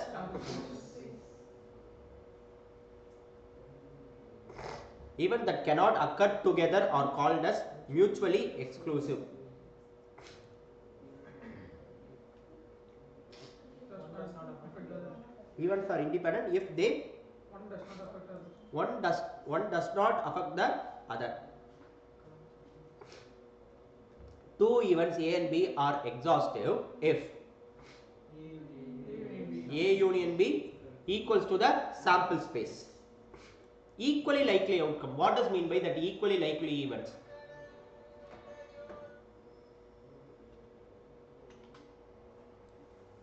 Equally likely outcome is nothing but all the sample points in the sample space will be having the same probability to occur.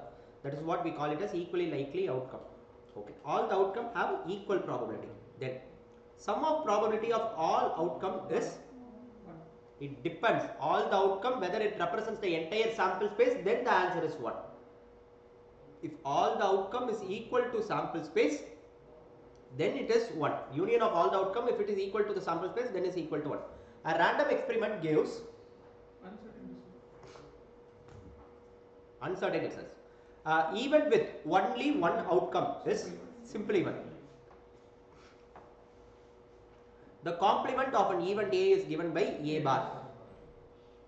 If A and B are mutually exclusive events, then A union B. This is also another part of addition theorem. If events are mutually exclusive, then probability of A union B is probability of A plus probability of B. Probability X. This is the one.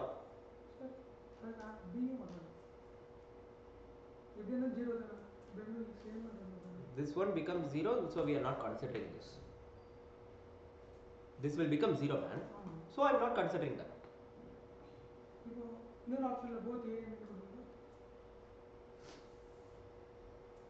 Both A and B then. If you, any of your answer can, okay, probability of A plus probability of B da. Because our part, the addition theorem part 2 is meant specially for mutually exclusive events where probability of A union B is probability of A plus probability of B da. A separate extension is given just to have an idea about mutually exclusive events. Probability based on past data.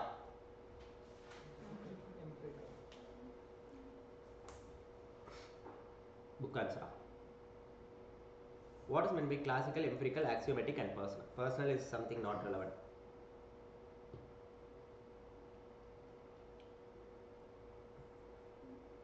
Classical bookல என்ன definition கொடுத்திருக்காங்கன்னா classical அந்த equally likely outcomes base பண்ண இதுக்காக போட்டுருக்கு. Then empirical past data collection அந்த இதை வச்சு போடுறது. axiomaticனா எனக்கு தெரிஞ்சு bookல axiomatic but axiomaticனா ஒரு அந்த wait. Classical probability we also call it as mathematical probability. When it comes to probability, there are two types of probability. Mathematical probability, statistical probability. Mathematical probability is nothing but priori, we also call it as priori probability. Statistical probability is called as posteriori probability. That is, before happening the event, before observing the event itself, if I am able to give the answer, that is mathematical probability. Tossing a coin, probability of head and tail. Do we exactly toss a coin here? We haven't tossed a coin, but we were able to give the answer for what can be the probability of head, what can be the probability of tail. But only after conducting the experiment we will be able to give the final answer. It is nothing but posteriori probability or statistical probability. Classical in the sense represents mathematical one. So my like known to my knowledge, if it is with relevance to the past data, that is nothing but classical one. But since given in book, we should go for empirical. What is meant by classical? Exactly, old one. So obviously past data represents old one, right? Classical itself is nothing but mathematical one. Only after the random experiment, only after the observation of the outcome of random experiment, you can tell the probability means that's posterior array probability. Then axiomatic probability is nothing but just by having the rules, and statements or conditions, you will be able to derive a answer. That is what we call it as axiomatic probability. For example, Bayes theorem is an example of axiomatic probability.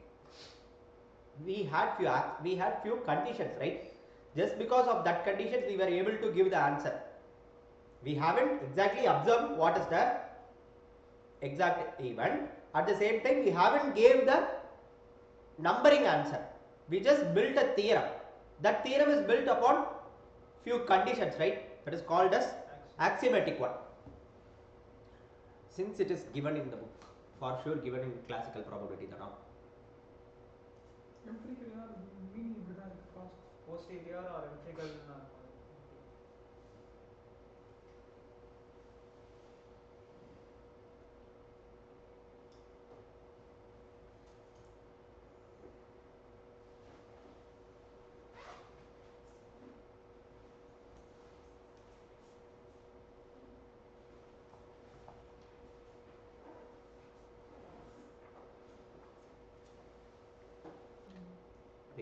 When it comes to this classical, the book definition mentions it to be equally likely.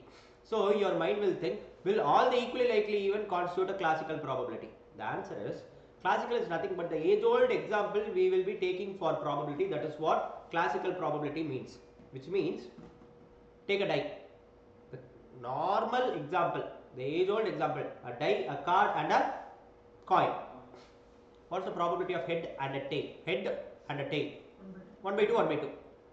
For each face of a dice, 1 by 6, 1 by 6, 1 by 6, 1 by 6, 1 by 6. For each card in the deck of cards, all 1 by 52. Just because of these to be equally likely, we call it classical probability. Because there is no condition imposed and each one will be having an independency. Each one. We haven't combined any of the events. I haven't took 2 cards. I haven't took 3 cards. I will be taking only 1 card.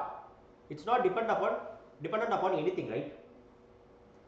So this is what classical mentions. Whereas empirical is nothing but after the experiment only I will be able to give the answer. Here they have mentioned past data. Am I going to couple it with empirical one or classical one? Past, what is meant by past data? A data which is known to me. If I know the data, I know the probability. Then it should be classical, right? But they are giving one more justification for past data is nothing but the past data itself might have got the probability after the experiment. We will be getting the probability, posterior probability of the past data after conducting the experiment only. Just because of that justification, empirical probability or posterior probability will suit.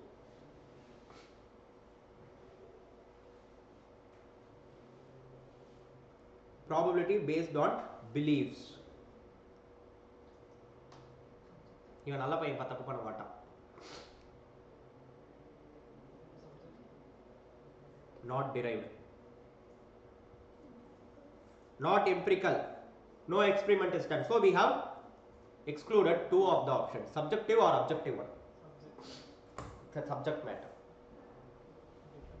It depends upon a subject matter. I think that's the book answer, if I am not wrong.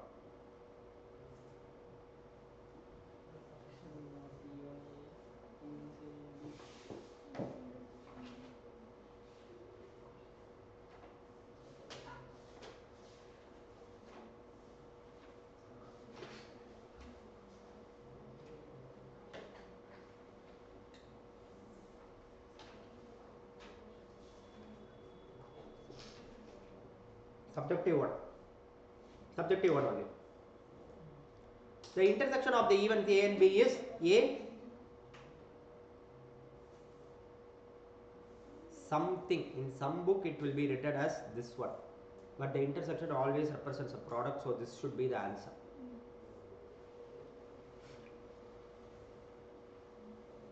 In fact, both of these are same thing only, both union and This is a logic gate 1. This is also a logic gate 1. Whereas this is operation wise. If it is logic gate wise, this is the answer. If it is operation wise, this is the answer. A sample space with limited outcome, finite. When outcome have equal chances, we call it classical. A compound even contains many outcomes. If A and B are disjoint, then A intersection B is null set. Probability of an event plus probability of its complement. 1. Probability of an event, if I call this thing as probability of an event, and if I call the complement something like this, then the sum of these things will be equal to 1. Theorem based applications. Addition theorem, probability of A plus probability of B minus probability of A intersection B. Multiplication rule. For that thing matters. That thing matters. If that one is not given, you can't derive the exact answer. Either A or B, something like that will come. Conditional probability of A given B. It should be read something like A given B, not A by B. Probability of A given B is probability of no, A. If A and B are independent, wait. What's meant by A given B? What is the meaning of that A given B? In general, what is the meaning of A given B? What is the probability of occurrence of A given that B got happened? Just because B got happened, what is the probability A can happen? Does A depends upon B? So B nadandalum seri nadakalanalum seri, even if B occurs or not, probability of A will occur. So it's nothing but probability of A. Bayes theorem is used to find priori or posteriori. Posteriori.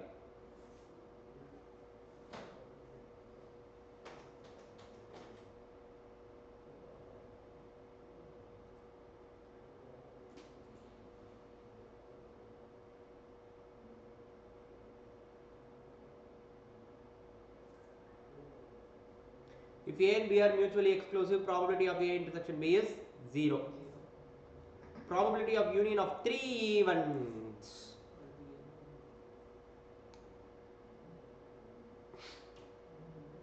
We are not sure whether the 3 events are mutually exclusive or not.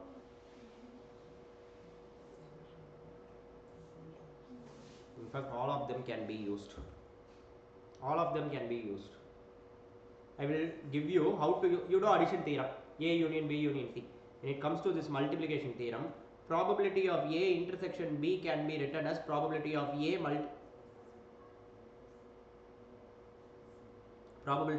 multiplied with probability of B. Probability of B. Probability of A intersection B intersection C. A into B into C. Now, union of 3 events. We are asked to find probability of A union B union C. It's nothing but probability of A intersection B intersection C. Wait.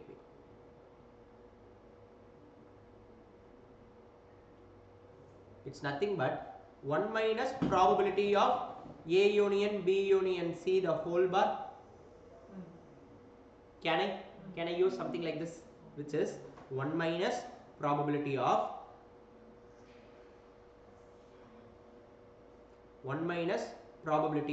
if I split this entire complement into the set, into the event, I will be using De Morgan's law for set complement. We discussed it yesterday. Probability of A bar intersection probability of B bar intersection C bar. If A, B, C are independent, A bar, B bar, C bar will also be independent. So it's nothing but 1 minus probability of A bar into probability of C bar. So all of them can be used. We have used addition theorem, we have used multiplication theorem, we have used inclusion exclusion principle. That's what we used in the yesterday's class. If probability of A equal to 0.4, probability of B equal to 0.5, A intersection B is 0.2. Maximum probability of A intersection B.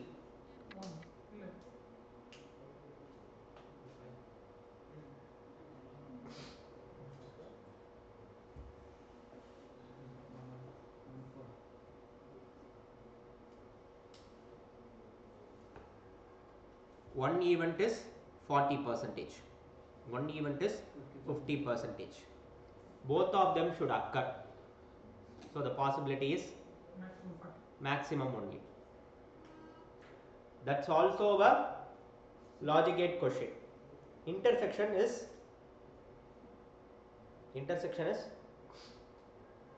minimum of, see, what is the maximum value they have asked?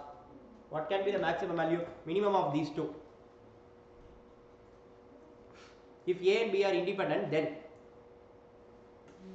A intersection B equal to probability of A multiplied with probability of B. There are certain situations which will confuse you something to be this. This is not at all possible. This is mutually exclusive. Mutually exclusive concept is different, independent concept is different. You can't combine both of these.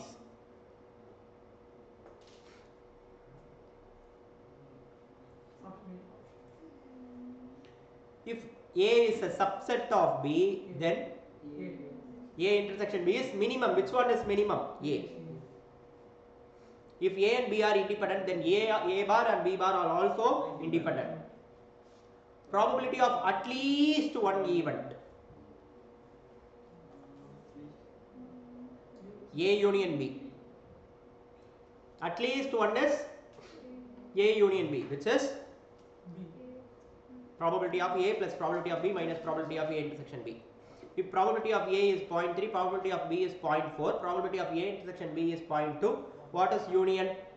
0.3 plus 0.4, 0.7 minus 0.2, 0.5. If A and B are independent, probability of A intersection B bar. Independent. Since they are independent, their complement is also independent. Conditional probability formula uses, wait, all of the above. All of the above. P of A and B are independent. In the question, you are asking for this question. Tell me. P of A and B are independent. B complement maybe A will depend on it. Now in this get A intersection B bar get B bar maybe A will complement depend on it.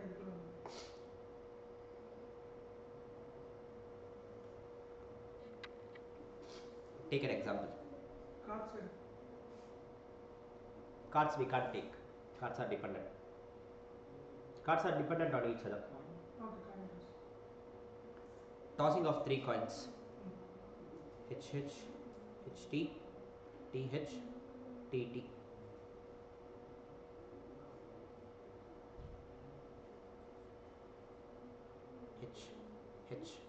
H.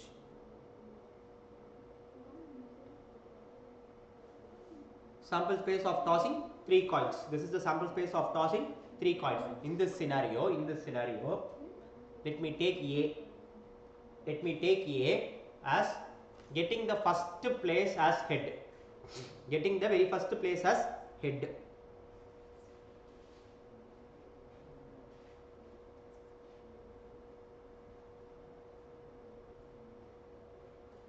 Getting head in first place.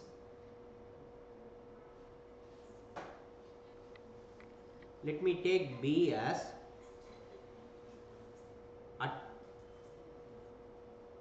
at least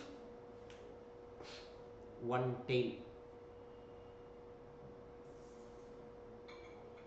What's at least one tail? At least one. So, what is B bar?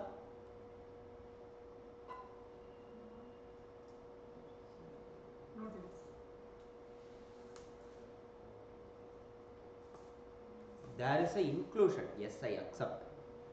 But not There is a intersection, but dependency. Okay. In fact, this is the answer. In fact, this is the answer. This one itself is the answer. Is it dependent on getting head in the very first place? Is it dependent on getting head in the first place? No. There is an intersection. Yes, I accept. You got confused with mutually exclusive. You got confused with mutually exclusive. That's what I mentioned. Mutually exclusive is different, independent is different. புரியுதா? புரியுதுல?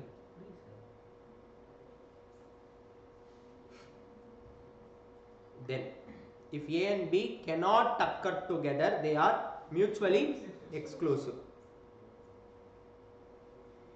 A union B is the minimum. When A union B will be minimum.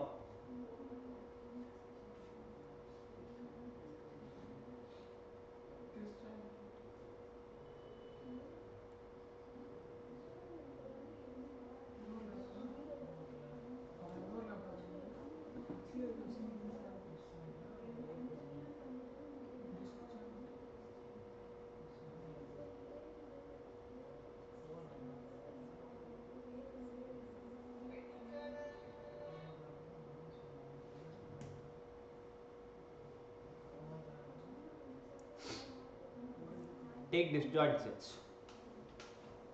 You will be adding the probability. Take overlapping sets. It will be same. It can't be less than that.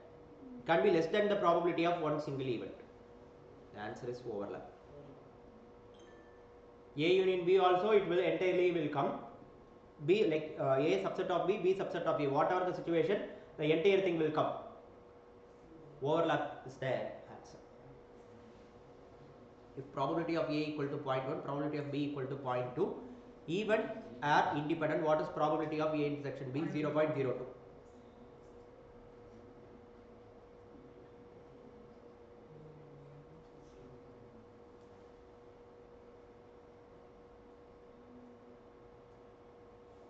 Includes which term? It should be excludes. It should be excludes. That's it. Minus is discussed. Another part? C minus. Oh, okay. This one should also be excluded.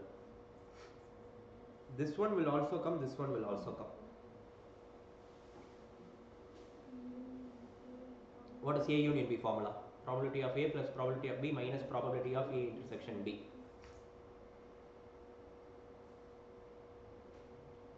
I am just considering the first two sets. The entire thing will come, right? Obviously the entire thing will come. These are some basic examples of probability.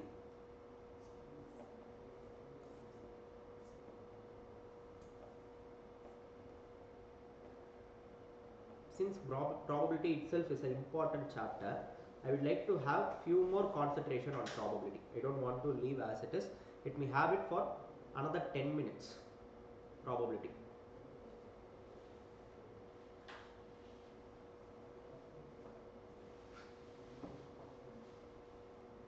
(91) to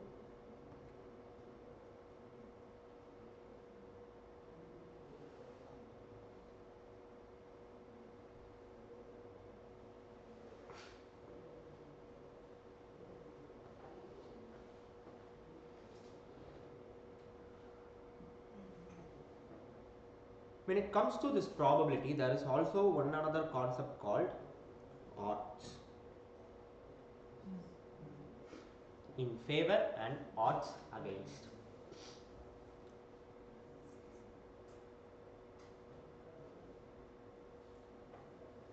Let me take a dice. Rolling a dice. What are the possible outcomes?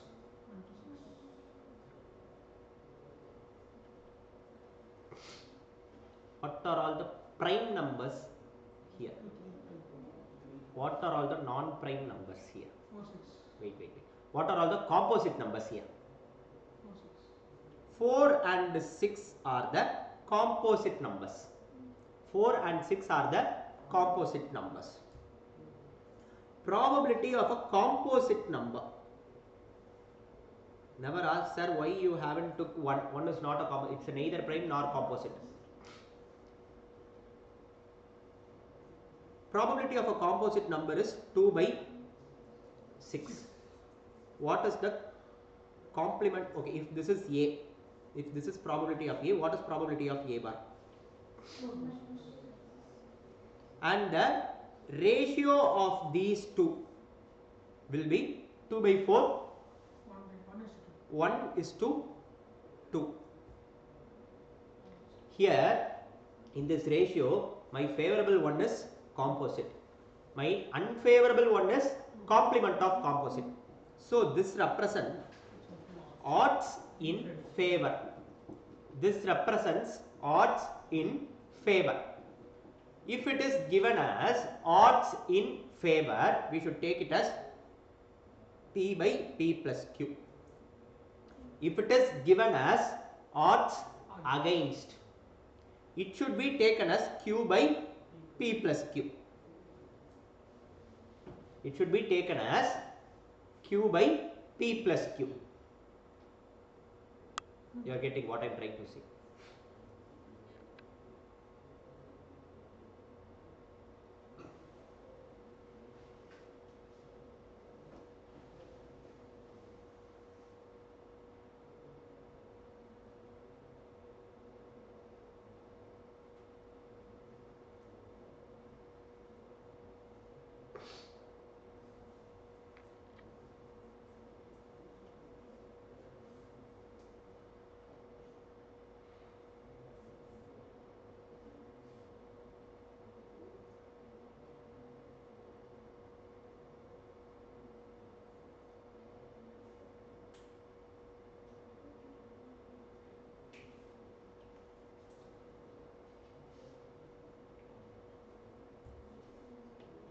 If two events A and B, for two events A and B, we have probability of A is equal to 2 by 3 times probability of B. Probability of A will be equal to 2 by 3 times probability of B. I need probability, I need the odds in favor of B. I need the odds in favor of B. For that, I need the probability of B divided by probability of B bar. I need these things, right? What is probability of B? 3 by 2 times probability of A. What is probability of B bar? 1 minus 3 by 2 times probability of what I can do here. What I can do here.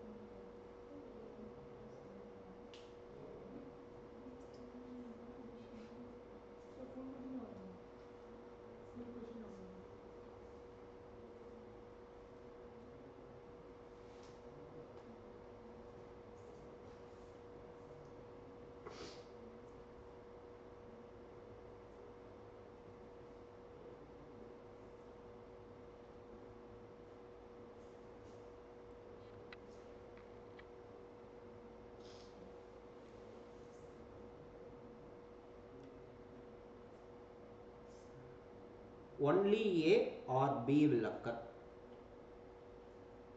Only A or B will occur. So it means these are mutually exclusive. This and moreover these are exhaustive. So in this situation, probability of A plus probability of B will be equal to to 1. Here probability of A is given to be 2 by 3 times probability of B. So I can write it as 5 by 3 times probability of B is equal to 1. So probability of B is equal to 3 by 5. What is probability of B bar? 2 by 5. The answer is 3 by 2. 3 is to 2. The answer is 3 is to 2.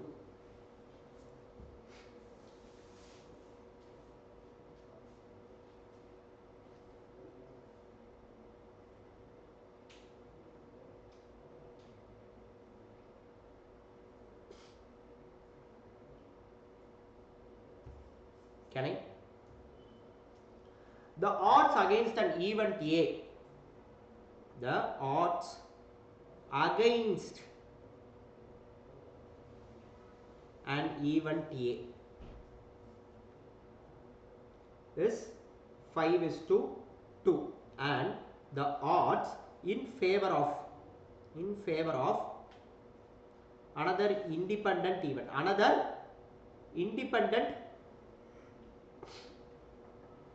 event, is 6 is to 5. Probability of neither A nor B will occur. How can I take this probability of what is meant by neither A A complement. nor B? B complement. So they are asking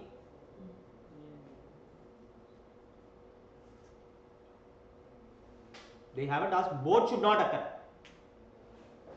Either this should not occur or that should not occur, which means neither this should occur nor that should occur. How can I solve this? How can I solve this? So 2 by 7 into 5 by 11. What? 2 by 7 into 5 by 11. Okay. First of all, we need to get what is probability of A. Here it's given odds against. So we should consider the secondary part.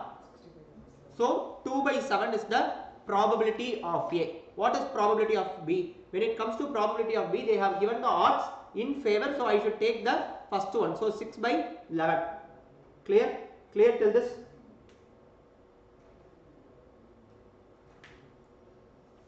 Neither A nor B. I just made a small error. Neither A nor B should be A bar intersection B bar. Neither, okay, what is meant by either A or B? Either of the thing should happen, and the complement of the same, neither should happen. So this is nothing but probability of A union B the whole bar, right? That is what we have written as probability of A bar intersection B bar. If probability of A is 2 by 7, what is probability of A bar? 5 by 7. Similarly here 5 by 11. The answer can be 5 by 7 multiplied with 5 by 11. So the answer is 25 by 77. Clear?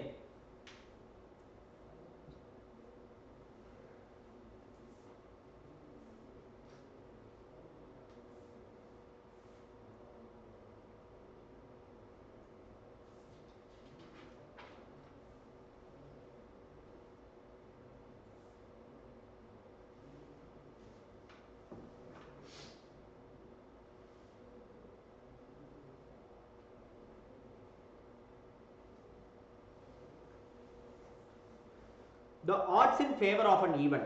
The odds in favor of an event A. In favor of an event A is 2 is to 3. And the odds against another event B is 3:7. First of all, we have to decode what is probability of A. It's 2/5. What is probability of B? 7/10. It should be 7/10 because against B, so I should take the secondary one. It's 7/10. Now, what is the probability? Only one should occur. What is the probability? Only one should occur, which is nothing but only one means A and B bar or A bar and B, right? Only one means that's the thing, right?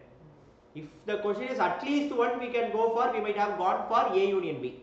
But the question is not at least one. The question is something like only one. So it should be probability of A bar intersection B plus probability of A intersection B bar.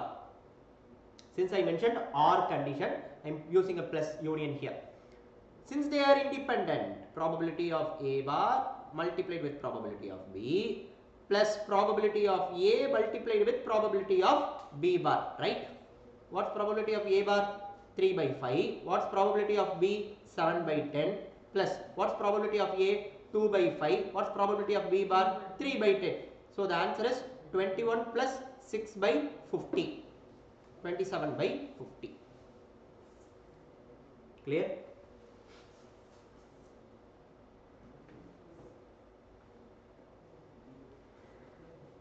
It's enough.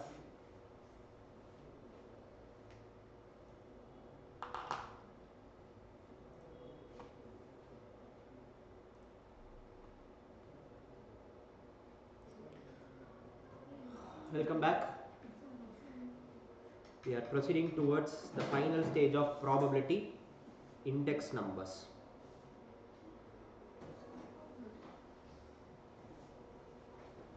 What's meant by? I am not asking mathematically. I am not asking mathematically. What's meant by index? Something better. Where you would have heard about the term index? Normal, tell it in a normal layman language. Tell it in a layman language. Page.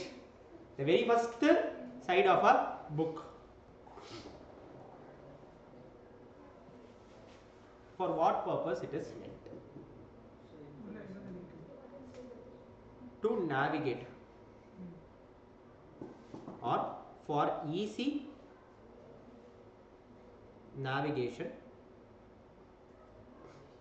for easy navigation to a position, of for easy navigation to a particular position, to a particular placement. For that I will be having a reference. For that I will be having a reference.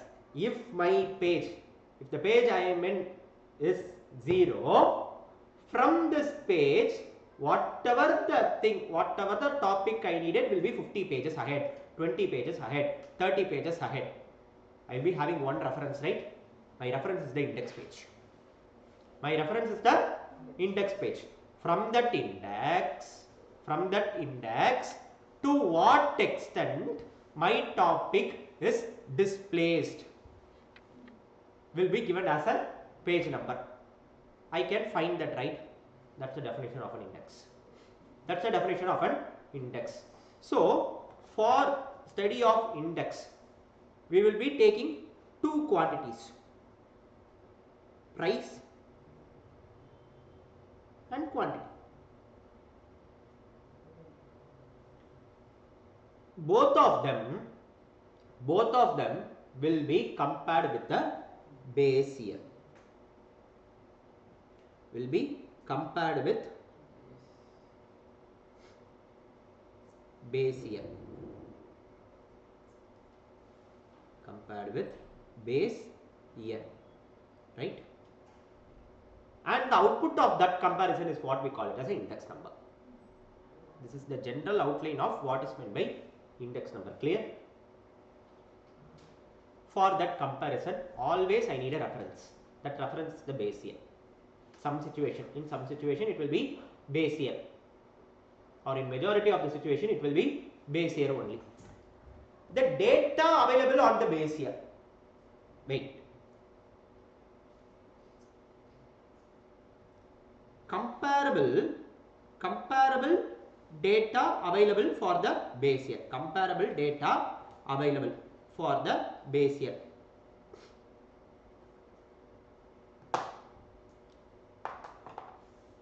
To have a phone, to have a conversation, or to have a communication, we will be in need of a phone.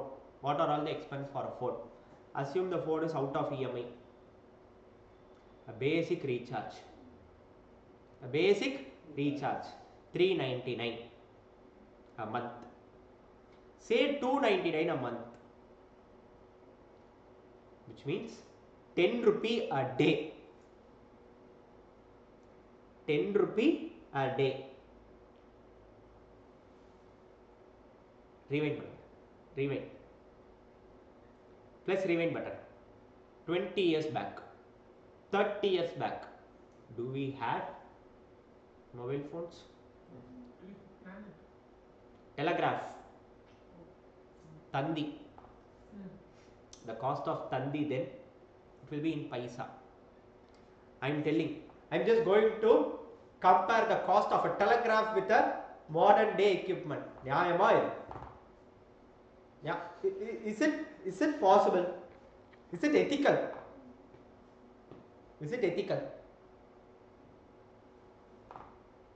That's why I have mentioned the term comparable data. That's why. Hello, sir. Okay, sir. Sorry, sir.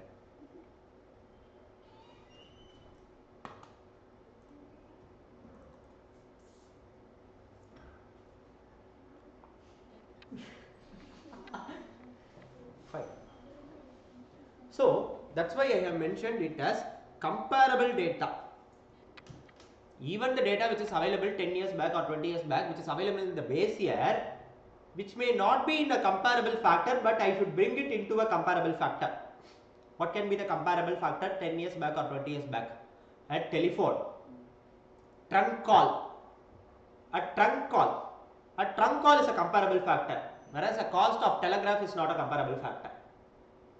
If I want to compare the cost of telegraph, I should compare it with courier. I can't compare it with the latest text message which we are sending now. So that's what I have mentioned to be a comparable factor. You will discuss the same thing once again in a different name in intermediate called as standard costing. We will discuss the same thing, the same concept without a change. The change is just the name. Costing, like those people who have introduced costing, copied it from statisticians. Got inspired from statisticians, and they relocated or redefined the name as standard costing, just like Utley does. And it's a successful one. Okay, fine. But currently there is no project. Can I?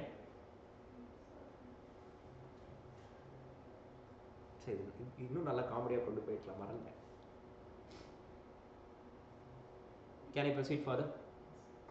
So it should be a comparable one. Then if you want to compare, say if I want to compare, similarly I want the rice, I want the price of 1 unit of rice.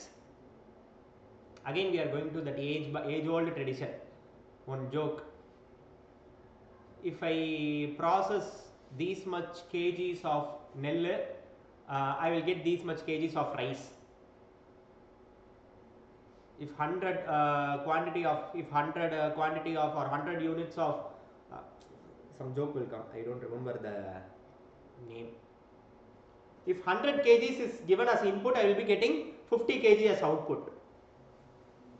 If 50 kg is given as output, I will be getting 25 kg as 50 kg is given as input, I will be getting 25 kg as output.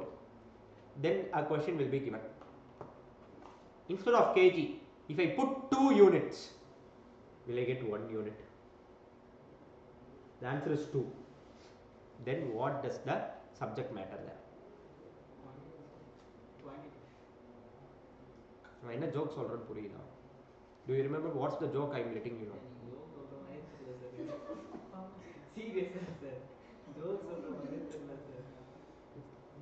Such a famous joke.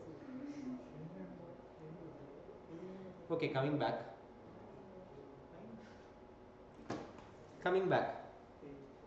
In some places, a comparable quantity should also be adopted.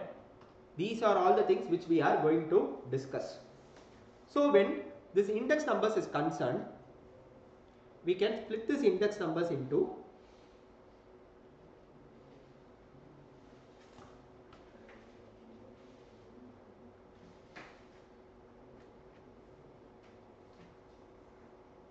simple index, weighted index. When it comes to this simple index, whatever the subject matter we are considering, the same subject matter will be compared. There is no addition or multiplication of any other non-subject matter. But when it comes to this weighted index, not only the subject matter, we will be taking another constant value. If we want to compare price, another non-subject matter which is quantity will be concerned, which is taken as constant, arbitrary constant. Similarly, when simple index is concerned, we will be having aggregate method and relative method. The same when weighted is concerned, we will be having aggregate method and relative method. Can we? Now, say I am going to purchase grocery. Today I am purchasing grocery. While billing, the bill will be something like serial number, product, quantity, price, just price, then amount. I will be taking the price column. I will be taking the sum of that price column. Simple aggregate is nothing but summation Pn. N represents here current year. 10 years back, the same sum, the product wise same sum, or the sum for same HSN code.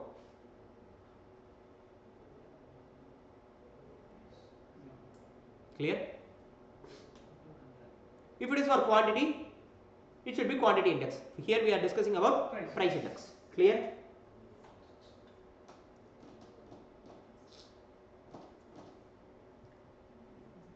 Can we proceed?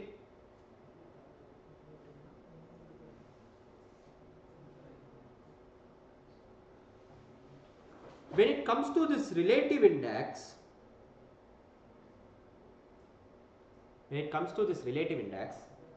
more than 1 year will be compared. More than 1 year. Here we will be comparing one base year with one current year. So it's simple, like its ratio, its proportion. Its ratio, its proportion. Here, say Pn minus 1 will be compared with Pn minus 1 with Pn minus 2. This year with previous year. I will be having a index, right? That index will be compared with the previous year, previous to previous year. I will be having another index. Those two index will be compared. This relative index actually used much. This is actually used in larger terms, but not in your academics. For your academics, this one is enough. Can you proceed? Simple is so simple. When it comes to weighted, multiple person who consider themselves as such a knowledgeable person have copied each one's work. The very first person, weighted average. Weighted average. The thing is, when it comes to this index numbers, you can remove your brain, keep it as it is to rest, then you can take the calculator, add it, multiply it, just Excel working. That's it with index numbers. That's it with index numbers. You don't need brain, you just need a calculator for index numbers. You don't need brain, you just need a calculator. Can we? When it comes to this weighted index, I am going for weighted price index. The same logic is applicable for weighted quantity index. Can we? Weighted price index. Here comes the very first person, last PS.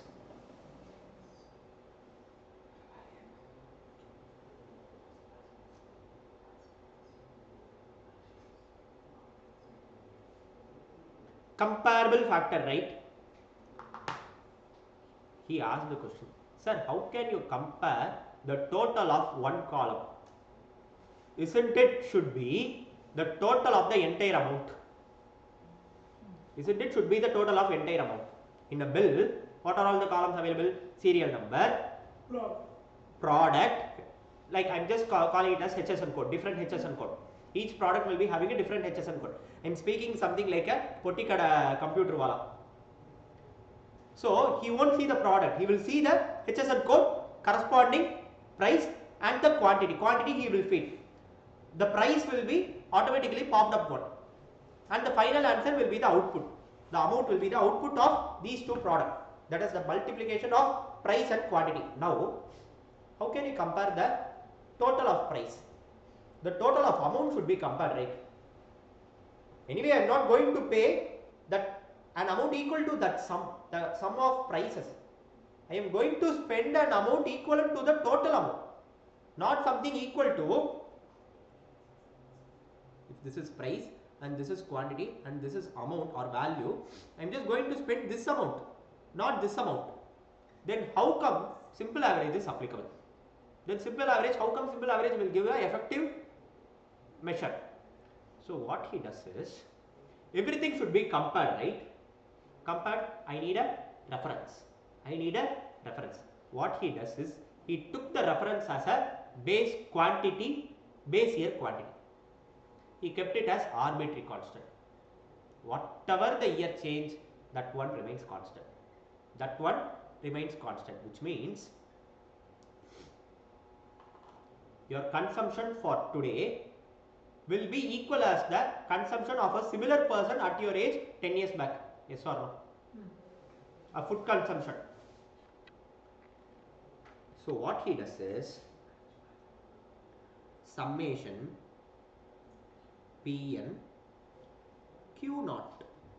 He took the base year quantity as arbitrary constant. Summation P naught Q naught into 100.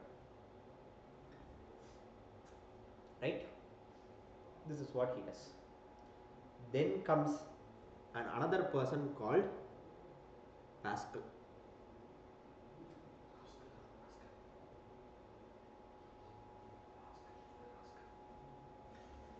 Silence, please. He did the opposite thing. How can you compare the base year quantity? How can you keep the base year quantity as constant? The demand is increasing. The quantity should be equivalent, right? The demand is increasing. The quantity should be equivalent. So he அப்படியே copy pasted in his own manner, like latest director is doing. I don't want to mention the name, it will spoil the reputation of Mr. Atlee. Summation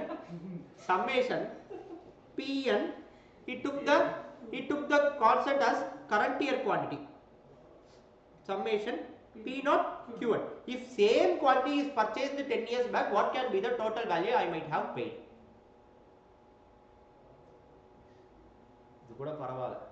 These two persons have read economics. There comes another 2% who just passed in economics and bunked the classes. They are good at mathematics. Those people were very much good at mathematics. Marshall Edworth.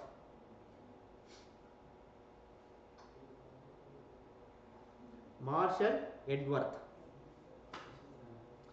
took the arithmetic mean of above.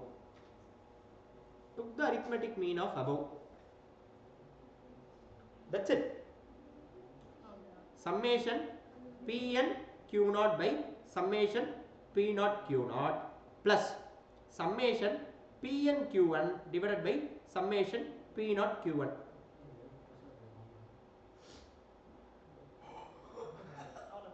Who bunked economics class and having full attendance in mathematics class.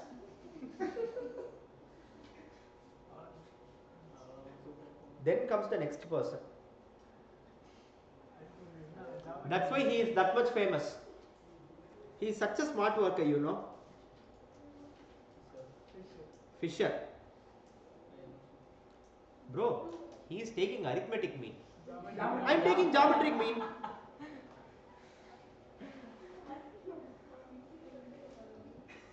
I am taking geometric mean. Summation Pn Q naught by summation Pn Qn. Sorry, P naught Q naught multiplied with summation Pn Qn divided by summation P naught Qn.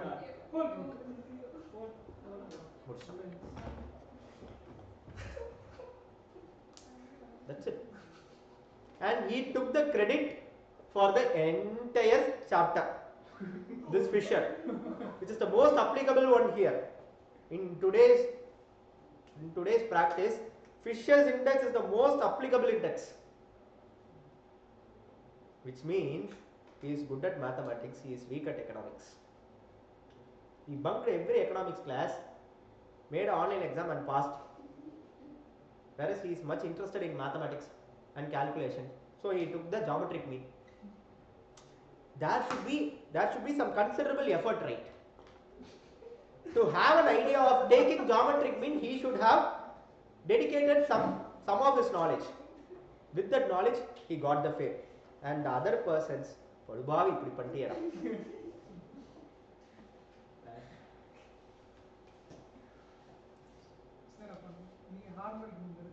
Enappa harmonic mean? Try correct. Because whatever the quantity we are discussing, it will be of a bigger nature. If it is a smaller nature, then I might have taken harmonic mean and took the credit. Can we? That's it with index numbers. When it comes to this relative index, what we have to do, instead of taking the current year and base year, we have to compare each year. This year with previous year plus the previous year with previous year. The same manner. So I am writing it as a small one. Weighted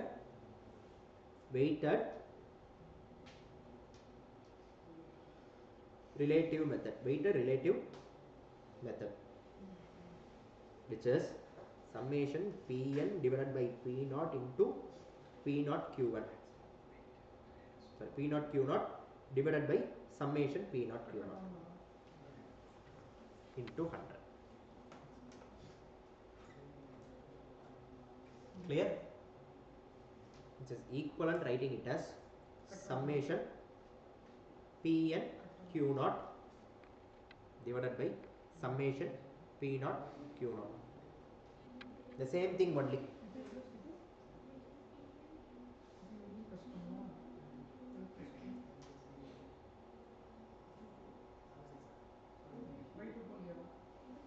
And there is also another term called chain index, which is the extension of relative one.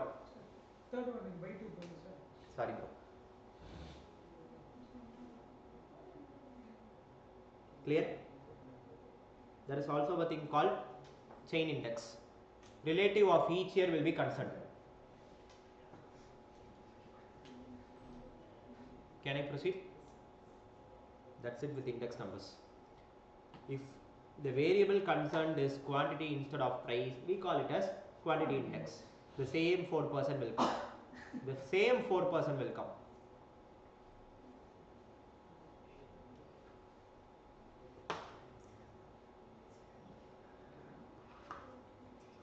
Time series.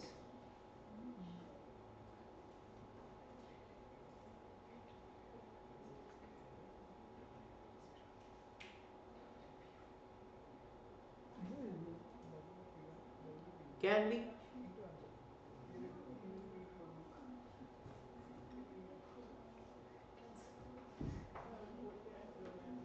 Can we?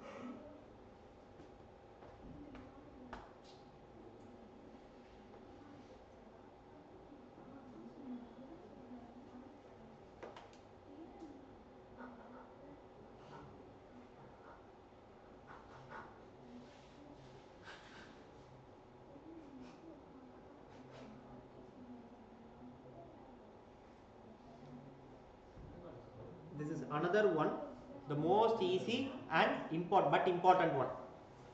Time series and moving average. For this also you don't need brain, you need calculator. That's it. Scale and pencil. That's it.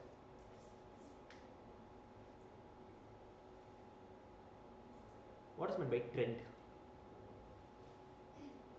What is meant by trend?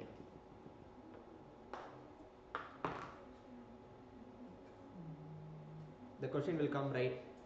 What's this day trend? What is meant by a trending one? Famous. Which means everyone will accept. More demand for that. Enapa? More demand for that. Okay. Trend is nothing but knowing what are all the things happened earlier, what can be the future. Trend is nothing but projection or forecasting. Trend setting is nothing but projection or forecasting. For that projection or forecasting, how can we do that projection or forecasting? You know addition, right?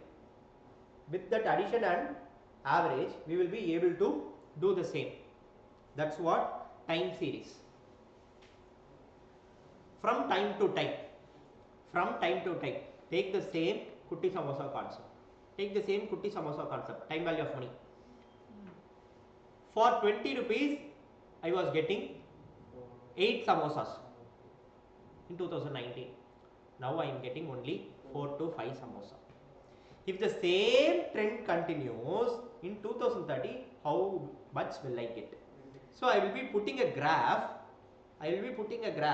That graph will be a declining one, right? By extent. So this thing I know. This is the past data. This is the current data.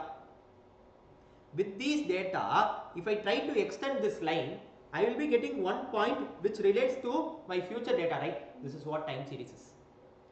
For setting this line, we will be using a term called moving average. For CMA syllabus, CMA foundation syllabus, we will be using the term called moving average. That moving average is of different types. 2-year moving average, 3-year moving average, 4-year moving average, etc. For each year,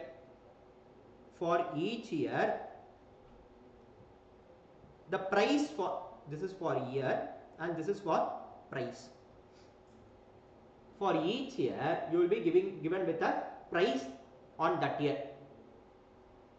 Say year 1, 2, 3, 4 and etc. Say for 10 years or 20 years, whatever it may be. And similarly, you will be given with a price. I am just telling you 3-year moving average. Take the very first 3. Find the average.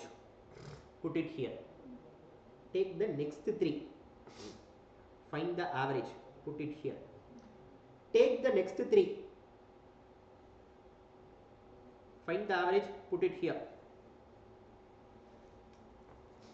You have got something, averages, right?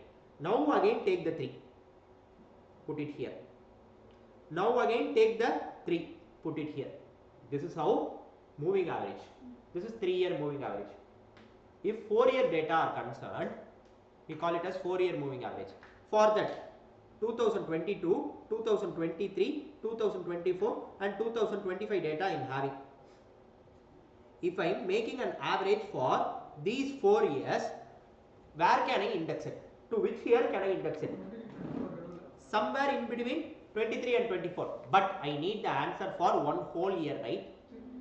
Take the moving index once again. Take the moving index once again. You will get moving average, 4-year moving average. Clear? Iவ்வளவுதான் moving average. Iவ்வளவுதான் moving average.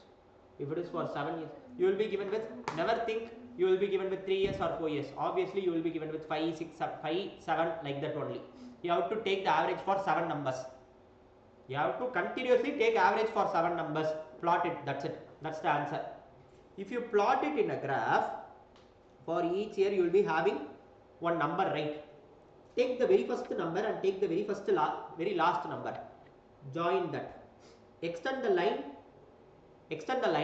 for the year they are asking. That corresponding value is the answer. That corresponding value is the answer. That's it with time series. இதுதான் உங்க புக்ல வளவளவளன்னு கொடுத்திருப்பாங்க. முடிஞ்சது. That's it.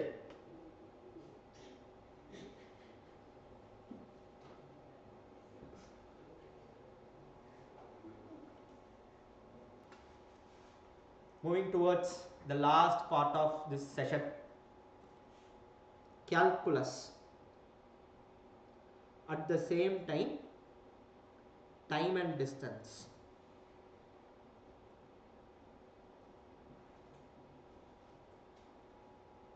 Which is speed and distance.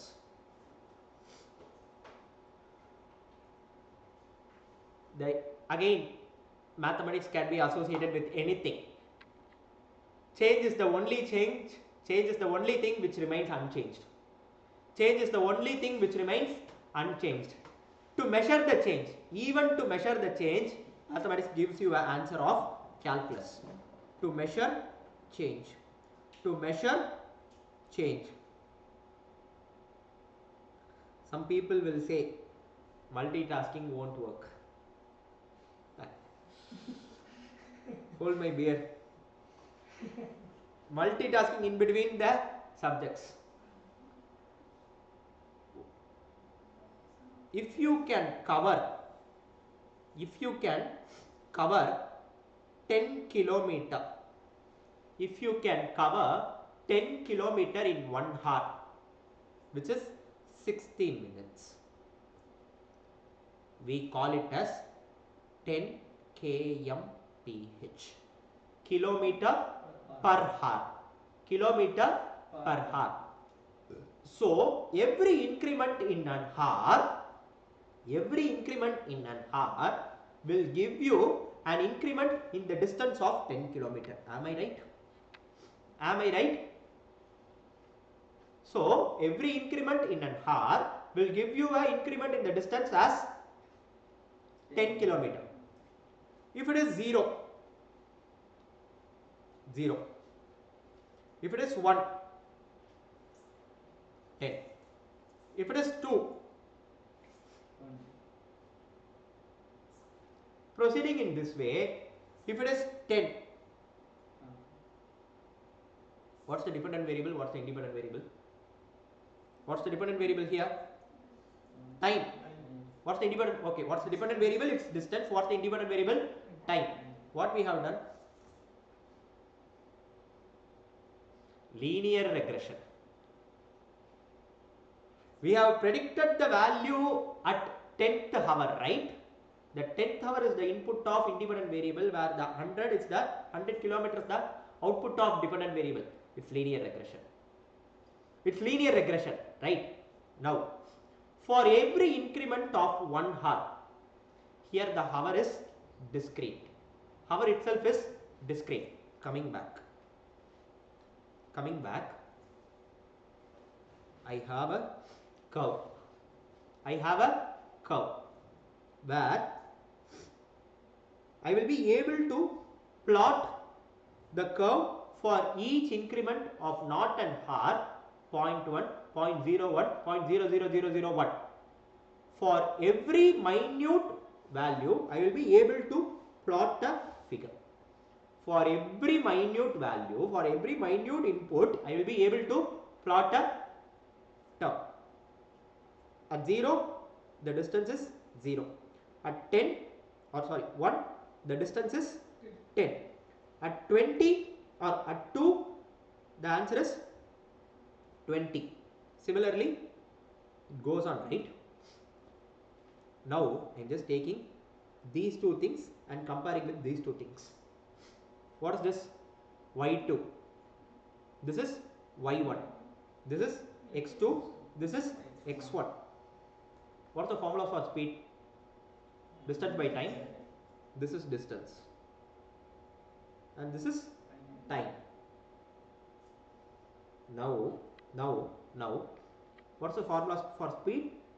Distance by time, which is y2 minus y1 divided by x2 minus x1. And I am calling it as an increment. I am calling it as an increment. So this is nothing but x1 plus delta h. I am calling it as x1 plus delta h, an increment in input value. Similarly, how can I call this y? How can I call this y2? Wait, y of x2 minus y of x1. y2 is nothing but y of, that is corresponding value, corresponding output value, corresponding regression value of y with respect to x. That is y2. y2 is nothing but if x2 is the input, what will be the value of y? That is y2. If x1 is the input, what will be the value of y? That's y1. How can I write this x2 again? Y of x1 plus h minus y of x1 divided by x1 plus h minus x1, which is nothing but I am writing it as delta x, small increment, which I can write it as delta y divided by delta x, right? Which means for an increment in x, what can be the increment in y? With reference to a small increment in x, what can be the increment in y? Ratio analysis again.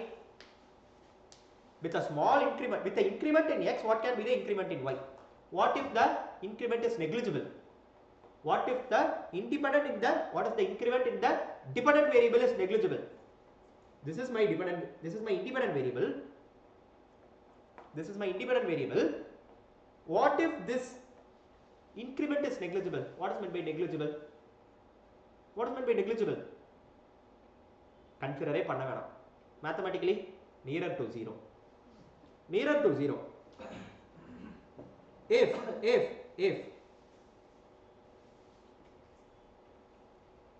an increment in the independent variable is negligible, what can be the effect? How can I reframe it? For a negligible change in the independent variable, what is the effect on the dependent variable? For a negligible change in the independent variable, what's the effect in the dependent variable? This is what you call it as derivative. This is what you call it as derivative. If you want to find it with respect to speed and distance, with respect to time and distance, it's speed. With respect to two interdependent quantities, it's regression.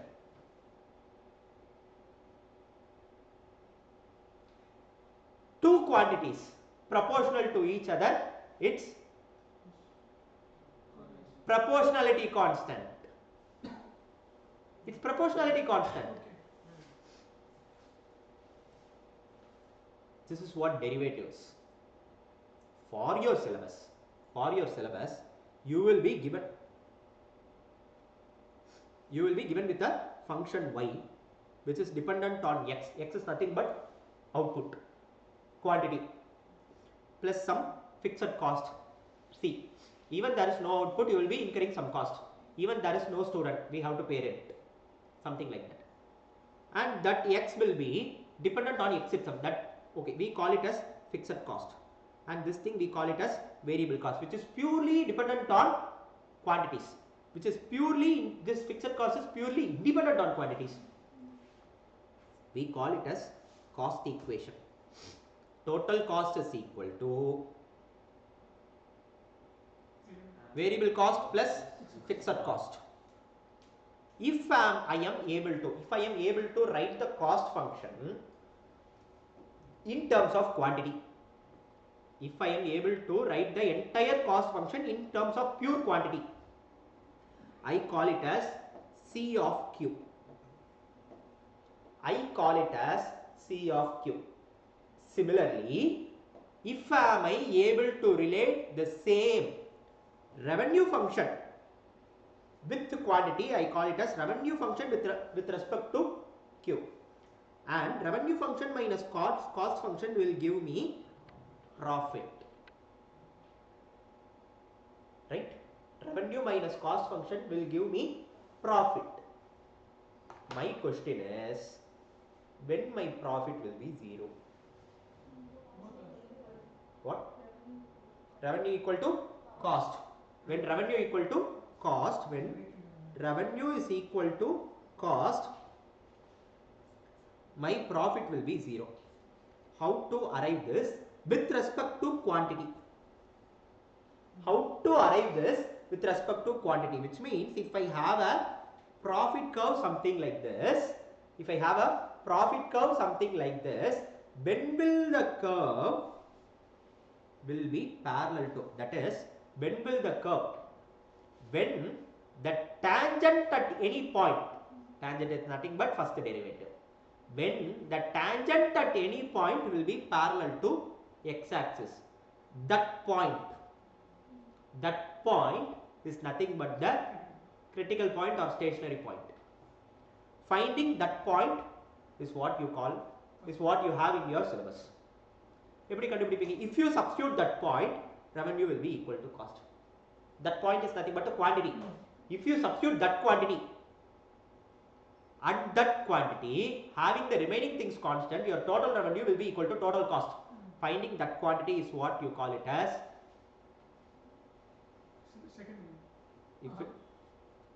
the point where total cost equal to total revenue. Critical point. I think you are having only till critical point. Maximum, minimum. Let it be. Clear? You are able to travel perfectly. I will give you only one formula for derivative. If you are having your variable as y equal to x power n, you want to find the derivative of this y with respect to x. For a negligible change in the independent variable x, what is the effect of dependent variable? That is what you call it as dy by dx. Is nothing but n into x power n minus 1. This one formula is enough. Log secant tan la irukka? Secant tan la log ax a for x. For your subject matter, it's not needed. That is for your course when CMA is concerned. Are you going to use log for any quantity? No. E? No. But to know it, it's given. If y equal to this, what is dy by dx? Just for understanding, they have given, if it is x power n, the derivative will be n into x power n minus 1. If it is log x, log base e x, it will be 1 by x. If it is e power x, e power x. If it is a power x, where x is the variable concerned here. If it is a power x log base e x. Clear?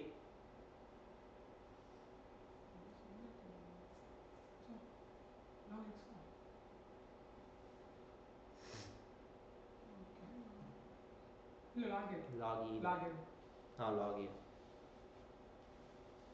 Log a only. Clear till this? So you have found your point. This is also a point, okay, that at that point the derivative will be 0. There is a possibility multiple points will be available. At one point, like multiple points derivative, mathematically at multiple points the derivative will be 0. But when it comes to cost wise, only one, at the stage of only one quantity, your total cost equal to total revenue. Sir, what about the remaining? Your cost will be minimum, your cost will be maximum. Mathematically, those critical points were the points where derivative is 0. Cost wise, there is only one point. Remaining, the maximum point and the minimum point. Maximum cost point and the minimum cost point. How to find the maximum or minimum? To find maximum. In order to find maximum, take the second derivative. And it should be less than 0. The slope will change in the opposite direction. That's why I am taking it as negative. To find minimum, the same second derivative should be greater than 0. Which means slope of slope. Functional again. Clear? That's it with calculus. Avlodha calculus. You had the idea of calculus. You had the idea of this function, how to take derivative of this function. Second derivative, consider the same thing as a variable and take the second derivative. That's it. Can we? What is meant by when it comes to this time and speed? What is speed? Distance by time.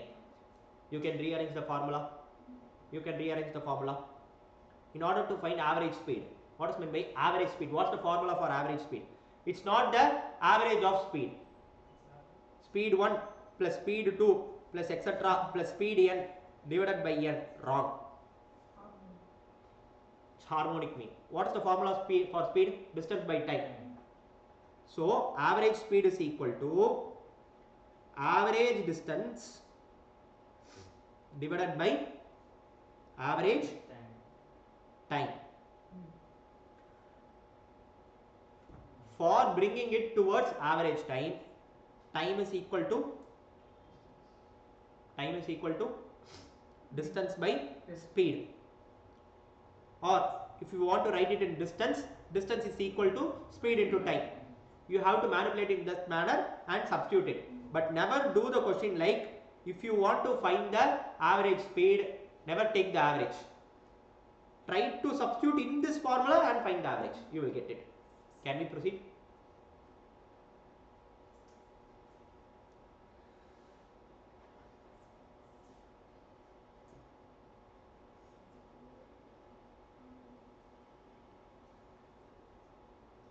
அடுத்து அப்படியே போயிடலாம். Index நம்ம முடிச்சாச்சு.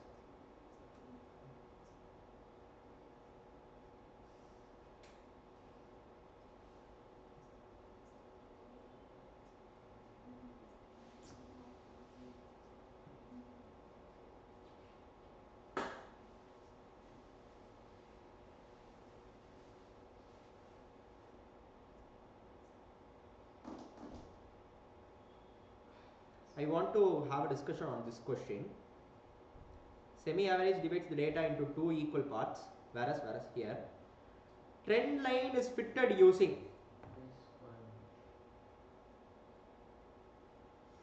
method of least squares. You will fix this line. Points will be something like this. Upon the points, you will take the distance between the points. If it is positive, it will be negative. Take everything as square. Positive, negative will be on same sign. That's why we call it, and the square should be, the sum of the square should be least. That's why it's called as method of least square. A best line of fit is nothing but the method of least square.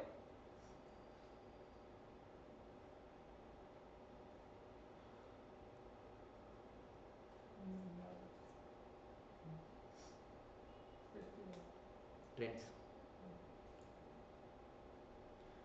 Derivative represents rate of change. D by dx of x square. Wait. x power n is equal to d by dx of x power n is equal to n times x power n minus 1, right? Which is 2 times x power 2 minus 1, 1, 2x. Marginal cost, wait. We discussed here revenue equal to cost and cost function, right? If I take the derivative of cost function, what I will get? Economic wise also, marginal cost is nothing but the slope of cost function. Or for one increment of unit, what is the excess cost you are getting? That is what marginal cost means, right? What is that one increment? A negligible increment. What is the output? How your output changes? So it is nothing but your first derivative represents marginal cost in cost function. Total cost. If you take the derivative of total revenue, it will be marginal revenue. If marginal revenue equal to marginal cost.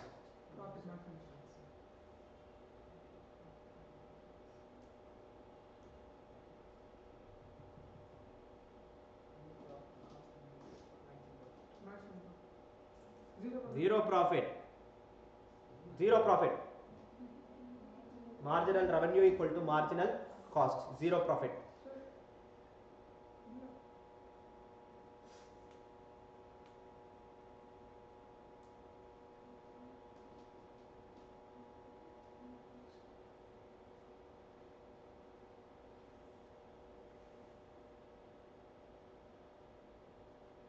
Zero profit.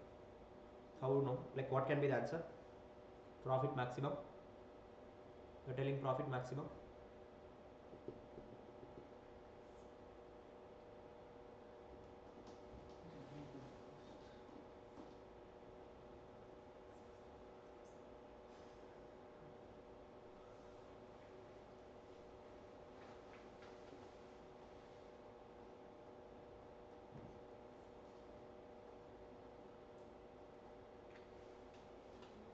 Upon discussion, we come to a conclusion.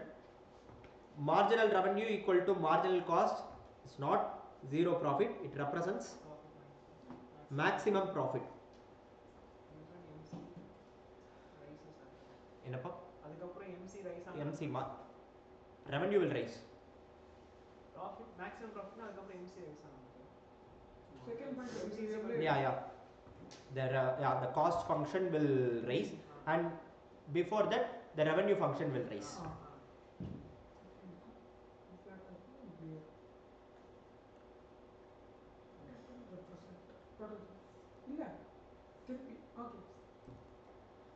It's not addition.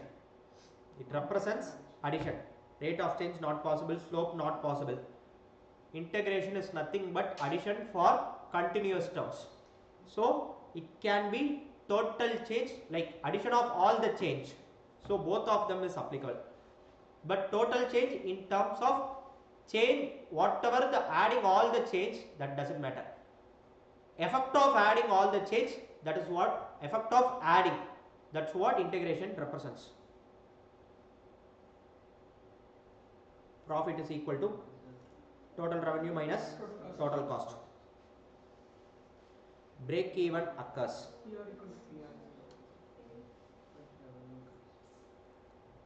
Total revenue equal to total cost. Revenue function is revenue equal to price multiplied with Q. That is the cost function. Cost minimization use. I don't know about economics. English cost minimization. First derivative. Maximum profit occurs when marginal revenue equal to marginal cost. Oh my God, there is. Enappa? Economics. Karma acts like that. That's why my doctorate subject is a part of econometrics.